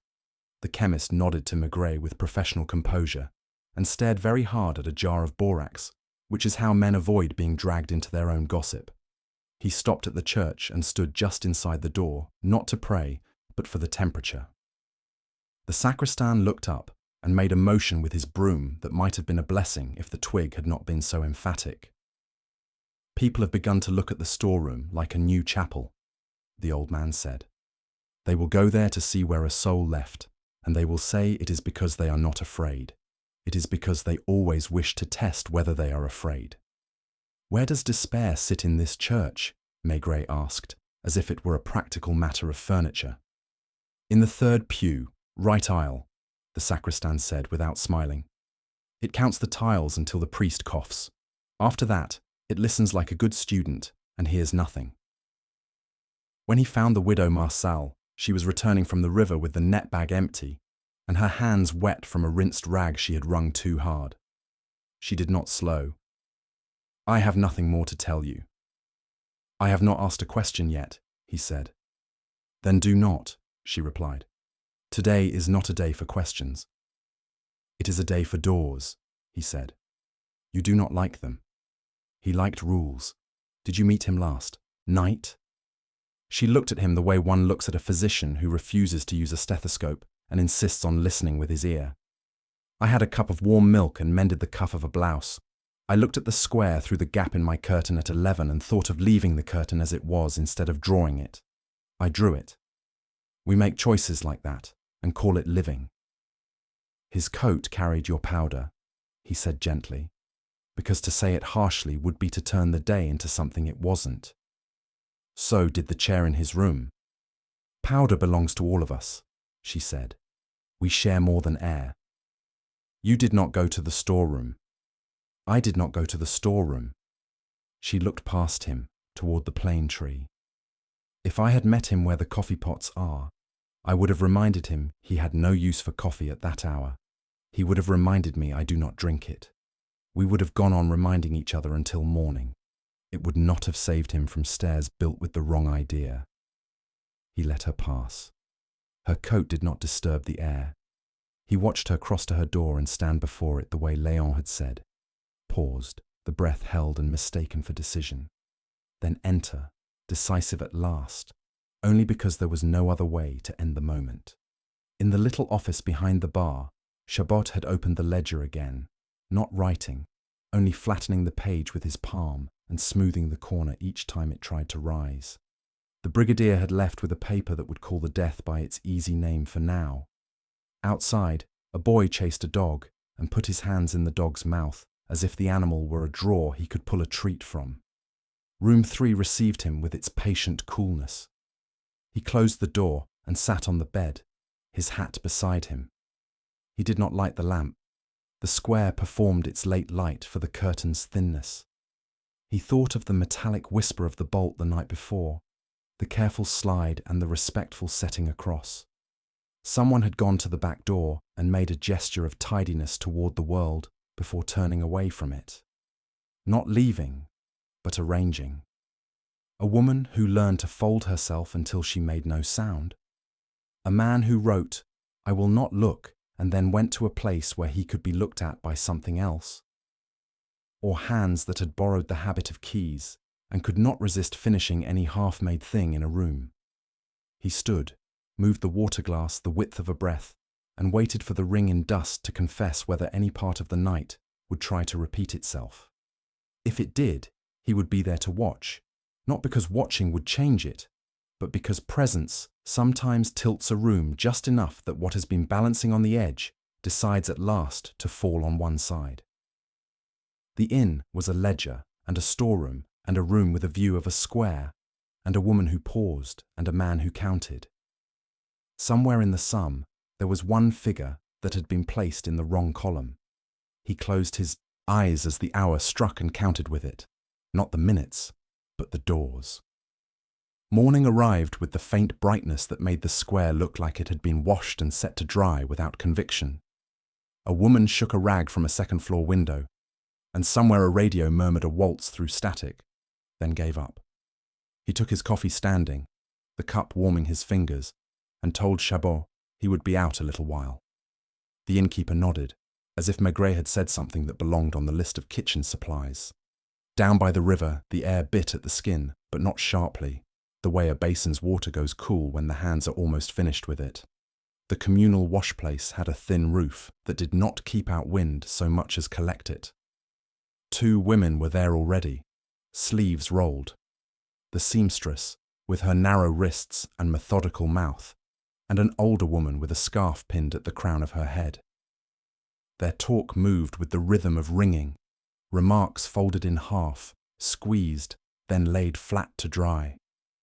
He stood a little way off, not to make their speech change shape. They were speaking of soap and of a girl who had married badly by choosing a man who wore his shoulders high when he walked. The seamstress lifted a blouse from the water, shook it once, and in that moment a small blue tin tipped in her basket, tapping the wood like a reminder. She pushed it back with 2 fingers and glanced up, catching him watching. She smiled without requiring an answer to the question she had not asked. "Thursdays," she said, as if it explained blue tins and wrung cloth, and the way the river took everything without keeping it. One can trust a village only on Thursdays. Everyone is busy, so they have less time for themselves. "Some people keep time even when they do not keep schedules," he said. "Madame Marsal?" "She comes early," the seamstress said. "Before we arrive. She leaves hardly any water on the stones. It is what I would call a considerate habit, if habits were not simply the things we do to keep from being seen." "And last night?" "We all sleep on Wednesdays," the older woman said, the kind of village joke that covers an absence. Then she added, more quietly, "I heard the church door go twice. Once late, once very early. The late was a person who cannot pray at home. The early was a man who does not know how to begin his day and started it in the wrong place. He left them to their laundry and went back through streets, still clearing their throats. The chemist was sweeping with more attention than the dust required, avoiding his own jars. Outside the cafe, Léon had written the word lentils on the chalkboard and then rubbed it out until only the first letter remained, as if appetite had been a decision he no longer wished to announce. At the inn, the brigadier had finished with his forms and with the tone a man acquires when the shape of a day disappoints his uniform, said the word they always say, accident. It had the right length, the right weight. It moved through the room and settled on the ledger without denting it. "Keep people out of the back for today," Maigret told Chabot. "Let the steps forget." "The door will be bolted," Chabot said, as a promise he could keep. There is a particular usefulness in letting a town believe a matter has been placed on a shelf. People reach for it when your back is turned, thinking you have left it too close to the edge. He walked into the square and stood under the plane tree, with his hands in his pockets. The cold found his wrists and made them ache a little. He preferred that to warmth when thoughts needed to settle. He went up the narrow stairs to Prévost's rooms once more. Not to look for new things, but to look at the same things differently. The page behind the blotter with "I will not look" had the pressure of a man who had written it standing up, a body carrying its rule in the legs as well as the hand. On the chair's left arm, a pale bloom where a sleeve had rested. Powder's quiet way of saying two people had been close enough for breath to notice. He stood there with his own breath shallow, not to disturb the residue of another's. A careful woman would dust that mark away the first time she saw it. It had been left to fade by time instead. She had not come here to tidy. She had met him somewhere else to attempt it, and then the attempt had failed. You can spend hours talking to doors and learn nothing. He went to those who stand near them, without going through. In the sacristy, the priest's cassock hung like an empty sentence. The sacristan said, without being asked, that the candles had burned unevenly at one end the night before, but that no one had bent over them to fix the waver. That kind of restraint, he added, belongs to women who will not let themselves be seen making an improvement where God is supposed to do the work. He found the postman later, shouldering his bag with new reluctance, as if letters had turned heavy overnight. "I saw a thing," the postman said before Maigret asked. "I am not sure it is a thing. You will understand if it is not. Tell me as if it were. Yesterday, when the widow passed me near the church, the powder on her cheek had a line in it. Here." He touched his own face near the jaw, as if a gloved hand had brushed it the wrong way, and she had patted at it with her fingers to set it right and failed a little. Not enough for anyone else to notice, enough for a man who stares at stamps. "A gloved hand," Maigret repeated. "Black," the postman said. "Soft, not wool." There was a pause, and in it the town's noises arranged themselves into normal order again, as if they had been standing on tiptoe since dawn and had now put their heels down. He thanked the man and went back to the inn. Madame Chabot was replacing the glass sugar jar with a fresh one because the previous had acquired a hairline crack she could not bear to pretend not to see. "Would you lend me your mind for a moment?" he asked her. "The way a housewife lends a cup of flour." She set the old jar aside with the gentleness people give to cracked things they intend to discard. "It is a mind that goes by the day of the week," she warned. "That will do," he said. "If a woman were to meet a man at the back in the dark because she had no wish to be seen at the front, and if in a moment of impatience he took her by the arm where the glove was thin, what would be left on his coat?" She did not look shocked at the picture. She made a domestic sound in her throat. Not a mark if the glove is good. A breath of dust if she had used powder with the glove on. We do that without thinking, you understand. We powder, we pull on gloves, we pat. The glove learns our face, and then brings it to other fabric, if it is pressed there. But more than that, she added, and this was the real gift.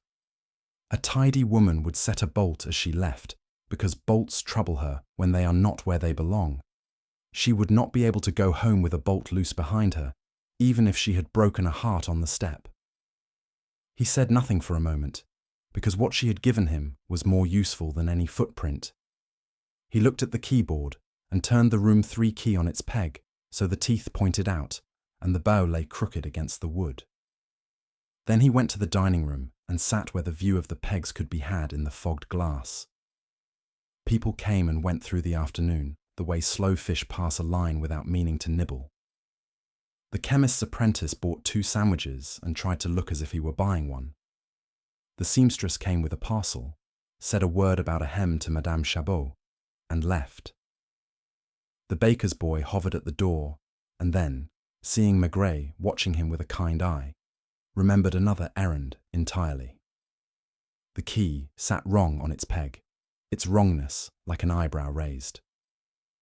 In the late light, When squares belong to the people who cross them out of habit rather than intention, the widow Marple entered. She had removed her scarf. Her hair was pinned in a way that showed she had done it without a mirror. She stood by the counter with her hands in her bag, then took them out again empty. The sort of action that lets a person remain inside an establishment without committing to being there. Her eyes fixed for a moment on the pegs, and he saw the wince pass through her, a purely muscular ache that tidy people get when something is not sitting as it should. She did not touch the key. She pulled her gaze away the way one does from a child misbehaving that is not one's own. She ordered warm milk because the body requires a pretext, and drank it without seeing the cup.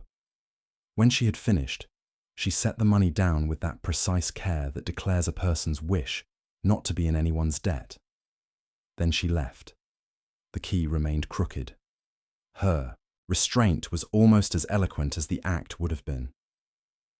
He went upstairs before dusk, leaving the dining room to the evening's small conversations. Room 3 had held its air all day. Even the dust ring around the place where the glass had sat seemed to have decided on its shape. He set the glass on its circle, then moved it the breadth of a finger in the other direction, not to trap exactly, but to greet whoever did the same things with different thoughts. The square's noises changed pitch after dark. Even the church bell sounded closer at night, as if the air refused to carry it as far, and it fell into rooms like a stone into a bucket. He did not light the lamp. He sat. He let the room find him again the way patient rooms do. In the corridor, a step. That first soft pressure again, the air thinning as a body occupies it. The step paused. As before, a hand touched the wood. He felt it through the door, not as a sound, but as a change in the wood's attention. The handle turned and this time continued, slow, until the latch lifted with a click that caught no breath but his own. The door opened half a width. She stood there with her face in the half-light, not dramatic, not ghostly, just a person who had at last decided to be on one side of a threshold and not the other. "I thought it would be you," the widow Marple said. She stepped inside and closed the door with a hand that took care to make the lightest of noises. She smelled faintly of soap that had tried very hard to be stronger than another smell and had failed. For a second she touched the washstand with her fingertips, then withdrew her hand as if the porcelain might accuse. He did not rise, not to startle. "You could have left the key where it was," he said. "It was not mine," she replied, and for the first time her voice held not impatience, but tiredness. "None of it is mine now. It is all mine, and none of it." "Last night," he said, gently, setting the sentence down between them like a folded towel, "you went by the back door." She looked at the floor, not in shame, but as if reading marks there that he could not see. "I did not think anyone would be moving. I did not mean for him to follow me there. He does not belong to that door." "Few of us belong to the doors we choose," he said. He wore a polished pair of shoes to keep a promise to himself. You wore gloves that remembered your face to keep a promise to yours. The bolt. "I slid it," she said. "It would have woken me if I had not. And then I told him to go home. I told him that writing 'I will not look' is not the same as not looking, that a room has no use for a man's rules. He took my arm," she added, still reading the floor. "Not roughly, not tenderly, as if to hold himself up. I pulled back because it was a gesture I had taught my body. He was on the second step, you know the rest of it. There was almost no sound. I have replayed the sound 1,000 times since, and it is still almost nothing." She raised her eyes to him then, and they were not asking for absolution. They were insisting on an accurate record. "Why the storeroom?" he asked, "and not the church, or the square where lamplight makes even bad moments look like scenes people might forgive later?" "Because I wanted to be small," she said. "Because I am the kind of person who leaves a bolt as it should be, and thinks that will keep the world right. Because love in this town always found its way into kitchens by the back door in order to pretend for one more hour that it was no one's business. She did not cry. He did not ask her to. He drew on his cold pipe as if it had heat, and then let it go. "You touched his lapel with your glove," he said. "The powder you put on to face this town followed you into a room where you did not wish to be seen." "I had taken off the glove in the passage," she said, and the fact mattered to her. It is worse to push a man with a bare hand. The glove came away with his coat under it, because the step surprised us both. I put the glove back on. I do not know why. That is the part that shames me. The rest is only tragedy. "Madame Bresson wrote to him," he said after a moment, not because it changed the thing, but because it was the air it had breathed. It had lemon on it. "She used to write to me when she was here without writing," she said. "She would sit in the room and do nothing, and that was her letter. He needed letters. He thought they would fix the column his life did not balance in. She will write again, with a line that sounds like weather. I do not wish to answer any more of those." He stood then, not quickly. The room did not shift with him. It accepted the new angles. He moved the glass the width of a breath, then put his hand flat on the washstand to still it, as if the porcelain had been what trembled. "It will be enough to tell them he fell," he said, "and it will be true. The brigadier will be pleased to have been right all along. He will not be entirely right, but he will not be wrong, and that will suit the town. There will be no trial. There will be no need of one." "Is there ever?" she asked. "Not cruelly. Sometimes," he said. "Not when the only witness is the way a person touches a bolt." She looked around the room once, not like someone saying goodbye to a place they loved, but like someone putting the light out in a room they had misused. "He kept his rule better than I kept mine," she said. "He did not look. He died without having looked. I will carry that for him. It is not heavy. It is only constant." When she had gone, closing the door with that same care, he stayed a while in the unmoving air. The square had lost its edges to the night and was holding itself together with the sound of the awning's tired flap. Somewhere a glass was set down softly. In the corridor, the boards kept their counsel. He sat until the room's smell went back to powder and old damp and something like washed stone. Then he stood, turned the key on the peg until it lay straight, and went down to tell the innkeeper that he would not need room 3 another night. He told Chabot he would not need the room another night. The innkeeper stood for a second with his hand on the keyboard, as if a peg had been taken away and would need replacing with air. Then he nodded and reached for the ledger, making an entry that was more gesture than account. Madame Chabot, who had been drying the same glass for longer than glasses require, put it down and folded the cloth. "You will tell them it was a fall," she said, not as a question, but the way one asks the weather to continue what it has begun. "It was a fall," Maigret answered. He set room 3's key on the counter. For a moment the brass lay a little crooked, its teeth catching a line of the wood.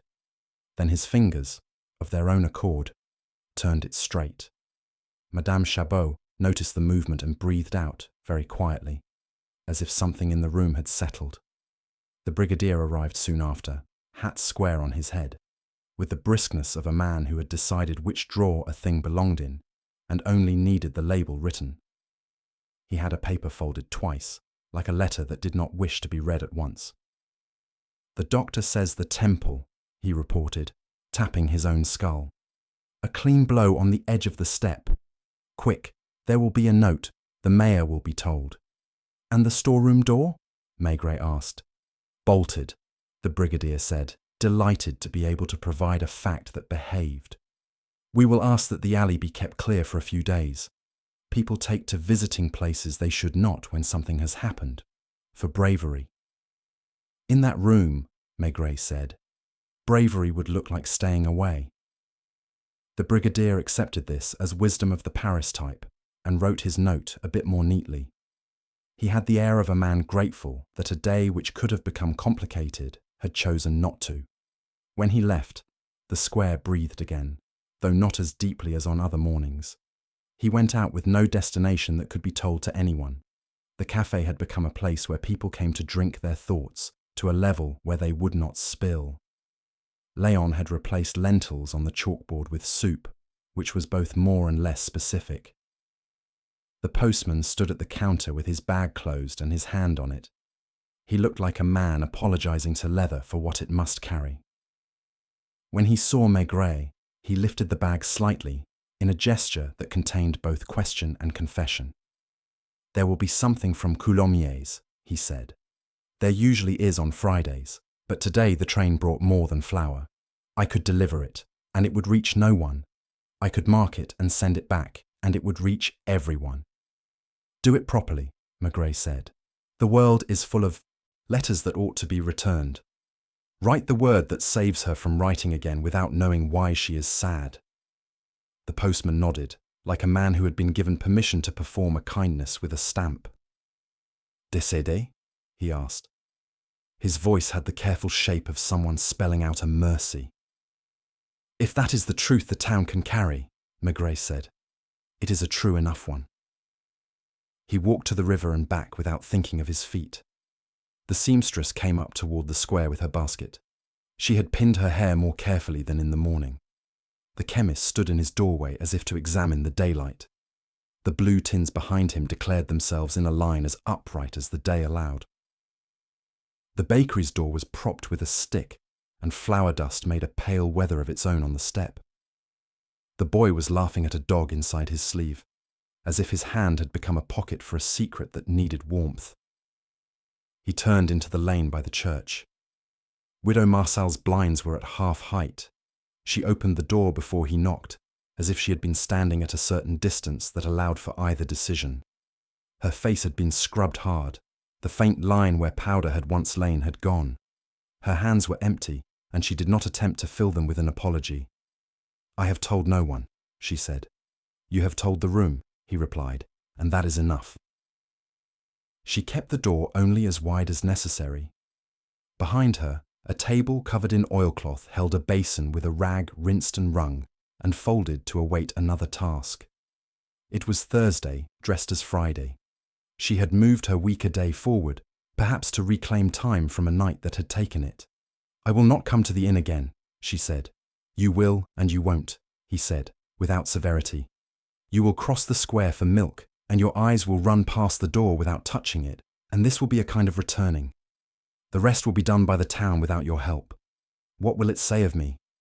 That you were a person who paused," he said, "which is what it says of all tidy people until it needs a different word. If anyone asks, I will tell them that a man fell where he did not belong, and that you were at home mending a cuff for a day that changed its mind." "Thank you," she said. It was the kind of thanks that does not begin to touch the thing it names, but which is all a person can offer without owing something else. He left her at the threshold she had finally crossed the night before. On the square, the plane tree held its bare arms in the winter light as if putting a question to a sky that was unwilling to answer. He crossed to the inn and found Madame Chabot polishing the bell on the counter. She looked up, not like a woman who wanted news, but like one who wished the day would be labelled and put on a shelf. "Room 3 will be dusted," she said. "After lunch. The window sticks if one is not gentle." "Be gentle," he said. "I am always gentle with things that do not push back," she replied, and returned to the bell, rubbing until her own face appeared small and round in the brass, and then disappeared when she set it down. He went upstairs to collect his bag. The room had resumed its ordinary shape with the efficiency of places that have lain in wait for it. The glass stood within its dust ring. He lifted it and wiped the circle with his thumb, then placed the glass down again at a new angle, so the mark would not suggest a story to someone who needed one. He opened the window a finger's width to let the room's breath out and the squares in. From up here, he could see the postman's bag in the cafe, the leathers curve like an ear listening to itself. He could see Léon sweep with the bored violence of a man who had decided dust was the only adversary he could defeat. He closed the window and the door and went down with his bag. Chabot insisted, with the clumsy grace of a man his father had taught certain gestures could not be refused, on carrying it to the door. On the step, they stood for a second looking at the square, as if it were a painting that had been hung slightly askew and might, across years, straighten itself. Chabot said, "It is a strange thing, monsieur. My father died here too, in the back, but of a heart that had finished. We did not call it anything. We said he had gone on. People were kinder when they had fewer names." "Names have their uses," Maigret said. "They let a town sort its stories. It is when a story has two names, and they cannot be put on the same line that trouble begins." At the café, Léon slid him a plate without asking what he wanted, and put down a small glass beside it. "On the house," he said, with the gravity of a man who had decided generosity would not make him poorer. "To the accident that keeps us honest." "To the bolt that is slid because it is its nature," Maigret said, and they drank. After, he put his hat on and went to the station by the shortest way, because there is a moment when a town begins to rearrange you, and it is best to leave before it finishes. On the platform, the porter pushed the cart with the same weary respect for wheels. A boy ran the length of the platform and stopped exactly at the crack between two cars, not for any reason except that children love the point where one thing becomes another. The postman came up breathless, the bag strapped new across his shoulder where a crease from the old one had been. He carried an envelope in his hand, lemon faint even in the open air. "I will send it back," he said without being asked. "I will write the word we chose." "Good," Maigret said. He did not take the letter. It was not his. The postman held it up, with a curious tenderness, like a small bird he intended to release. Then he tucked it in the bag and hurried away, as if mercy was a thing that should be done before anyone else thought, to advise it. The train came with its usual reluctance. Machines take their time in towns that do not ask them to hurry. Maigret climbed aboard and found a seat by a window filmed with a day's condensation. As the wheels moved, the square slid away in a way that made it look as if it had always been moving, and he had been the one standing still. The church, the plane tree, the pale stripe of the river, the inn's green shutters, each stepped back into its print, as if released. He lit his pipe then, and the smoke wrote nothing the air needed to read.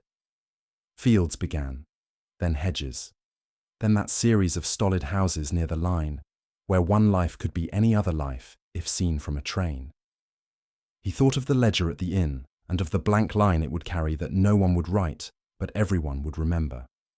He thought of room 3's glass, and the way dust obliges a circle until a thumb insists otherwise.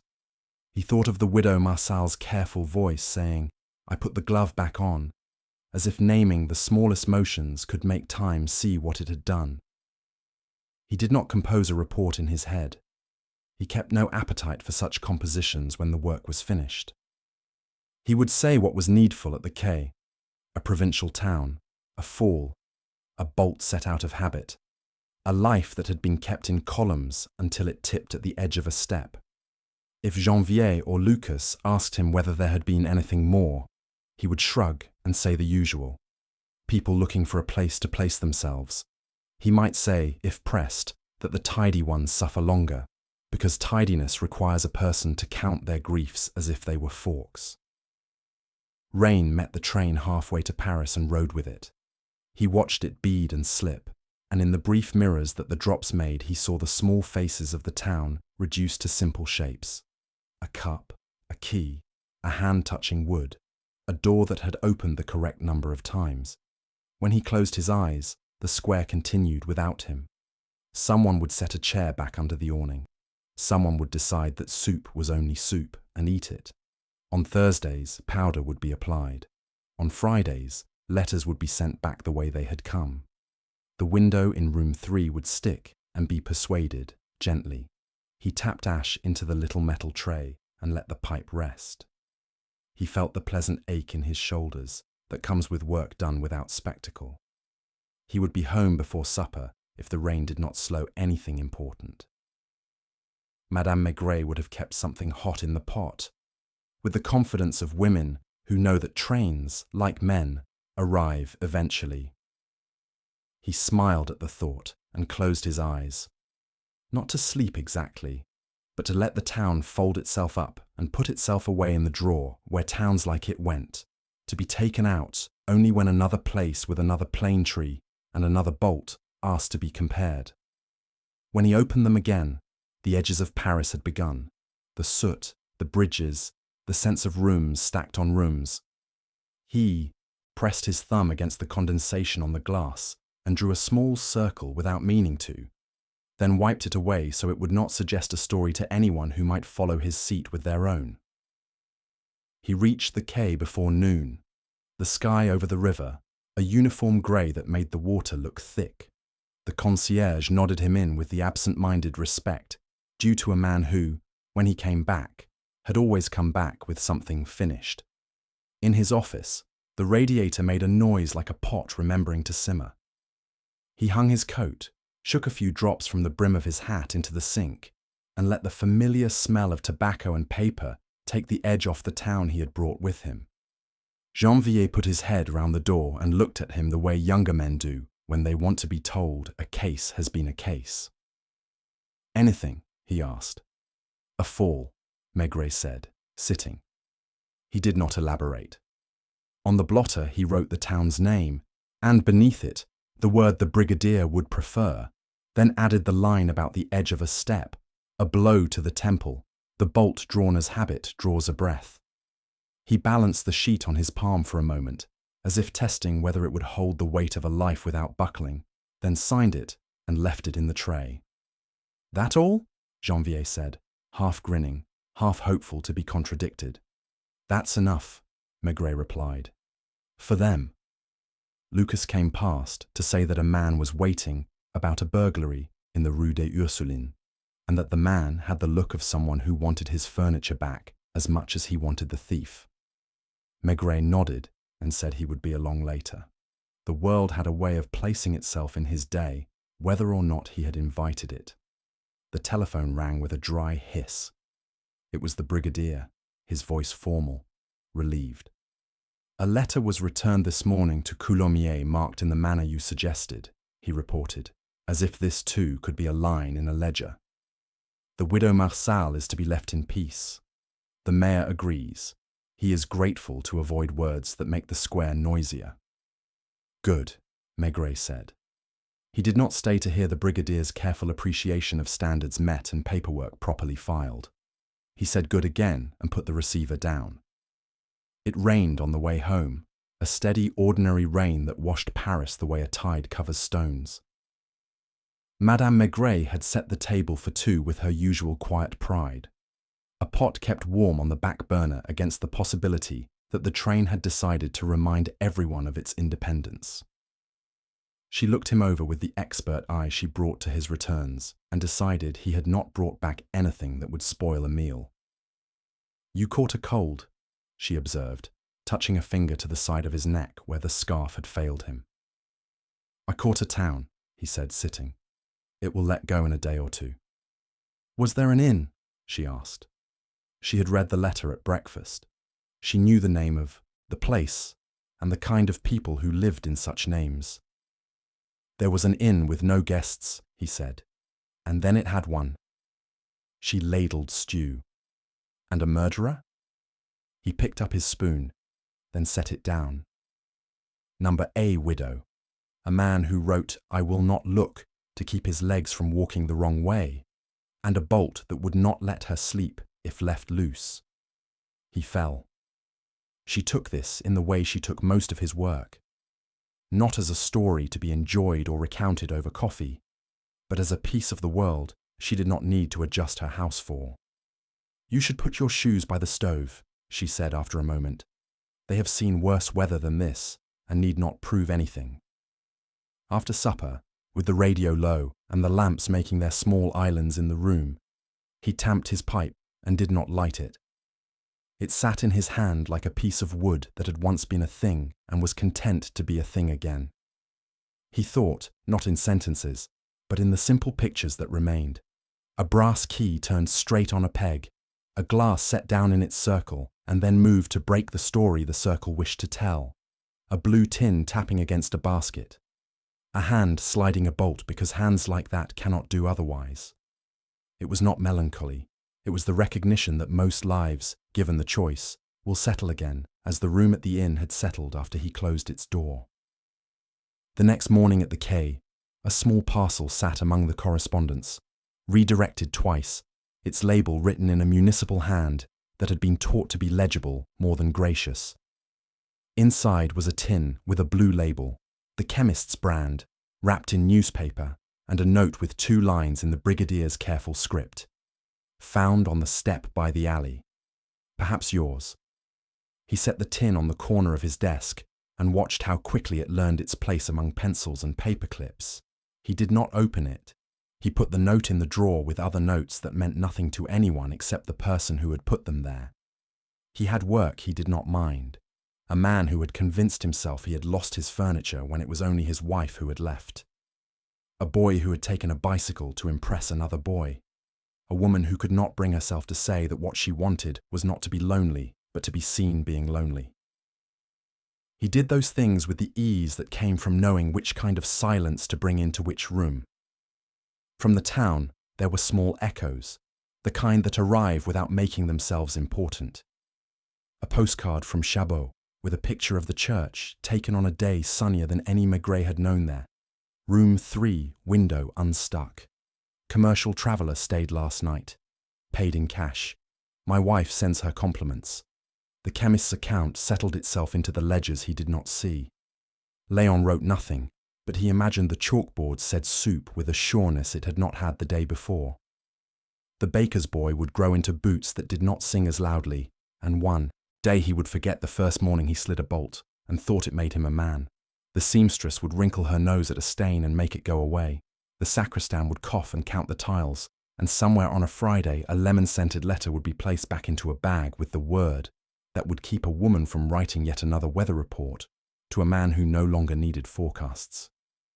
He stood by the window a while and watched the rain turn the key into something polished.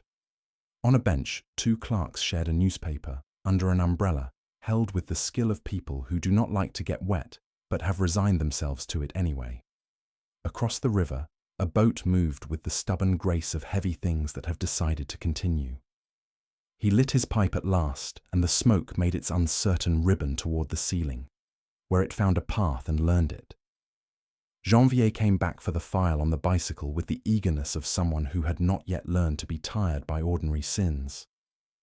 "If I said to you that a man wrote 'I will not look,' would you say it helped?" he asked, smiling at his own invention of a maxim. "It keeps him occupied until the step finds his foot," Maigret said. "It is not nothing. It is not enough." Janvier laughed and shook his head, as if the riddle had pleased him without needing to be solved. He left whistling a piece of a tune that the radio had tried the night before, without conviction. Toward evening, when work had been put into the trays in that way that made it look finished from the corridor, he took his hat and coat again and walked up to the boulevard. The brasserie welcomed him with its old varnish and the smell of onions it would never be rid of. He stood at the zinc, took his beer slowly, and let the clatter around him become the proof that life collects itself, whether or not anyone decides how. He thought of the widow Marsal's voice saying it is worse to push a man with a bare hand, and of the little curve her mouth had made when she realized her glove had remembered for her.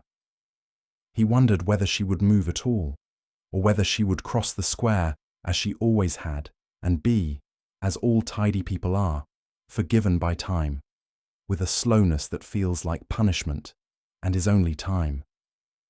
He walked home along streets he knew so well that they made no demands on him. In their windows, rooms glowed like small aquariums, each with its own weather. At his own door, he pushed the latch with the heel of his hand and knew by the smoothness of the movement that Madame Maigret had oiled it the day before. He bent to untie his shoes and set them by the stove, as she had suggested, and the simple sense of the act pleased him more than it should. At table, she did not ask for details. He gave her none. He told her only that the window had stuck and had been persuaded, that the stew at the inn had been good enough and the coffee thin, that a dog had let a boy put his hand in its mouth and not punished him for it. She smiled at the dog and shook her head at the coffee and asked if he wanted pears. He said yes, and she cut them with the care of someone who finds in a sharp knife and a soft fruit all the balance a day requires. Later, as he folded his jacket over the back of the chair, his fingers found the ridge in the lining where the letter from Saint-Fiacre had sat on the journey out. He smoothed the cloth and the ridge with it. On the mantel, the blue tin winked once in the lamplight and then became again merely a thing among things. He thought of the narrow corridor at the inn, the door that had opened the correct number of times, and how, in the end, there had been no secret he had unmasked so much as a habit he had recognized and allowed to be called by its gentler name. He slept well. In the small hours, he woke once to the sound of rain and lay listening to the particular rain of his own street, which struck the awning over the grocer and the iron railings of the school, and had nothing to do with the awning and railings of Saint-Fiacre. In the morning, he would go to the office, and there would be a man who had lost a wallet, and a woman who had found it and wished to be anonymous, and a child who would say he had seen a cat steal bread. He would listen to them all and never think to tell them about a bolt or a glove, because the stories did not belong to each other. He did not need them to. Before he closed his eyes again, he saw, for an instant, the square with its plane tree, and the room with its washstand, and the way the glass had stood on its ring as if it had been made for it. He smiled, not at anything clever, but at the persistence of small objects to remember people long after people have decided they will forget. Then sleep arranged itself around him, ordinary, generous, and the night went on, the city keeping its quiet promises to those who had done no more than keep theirs.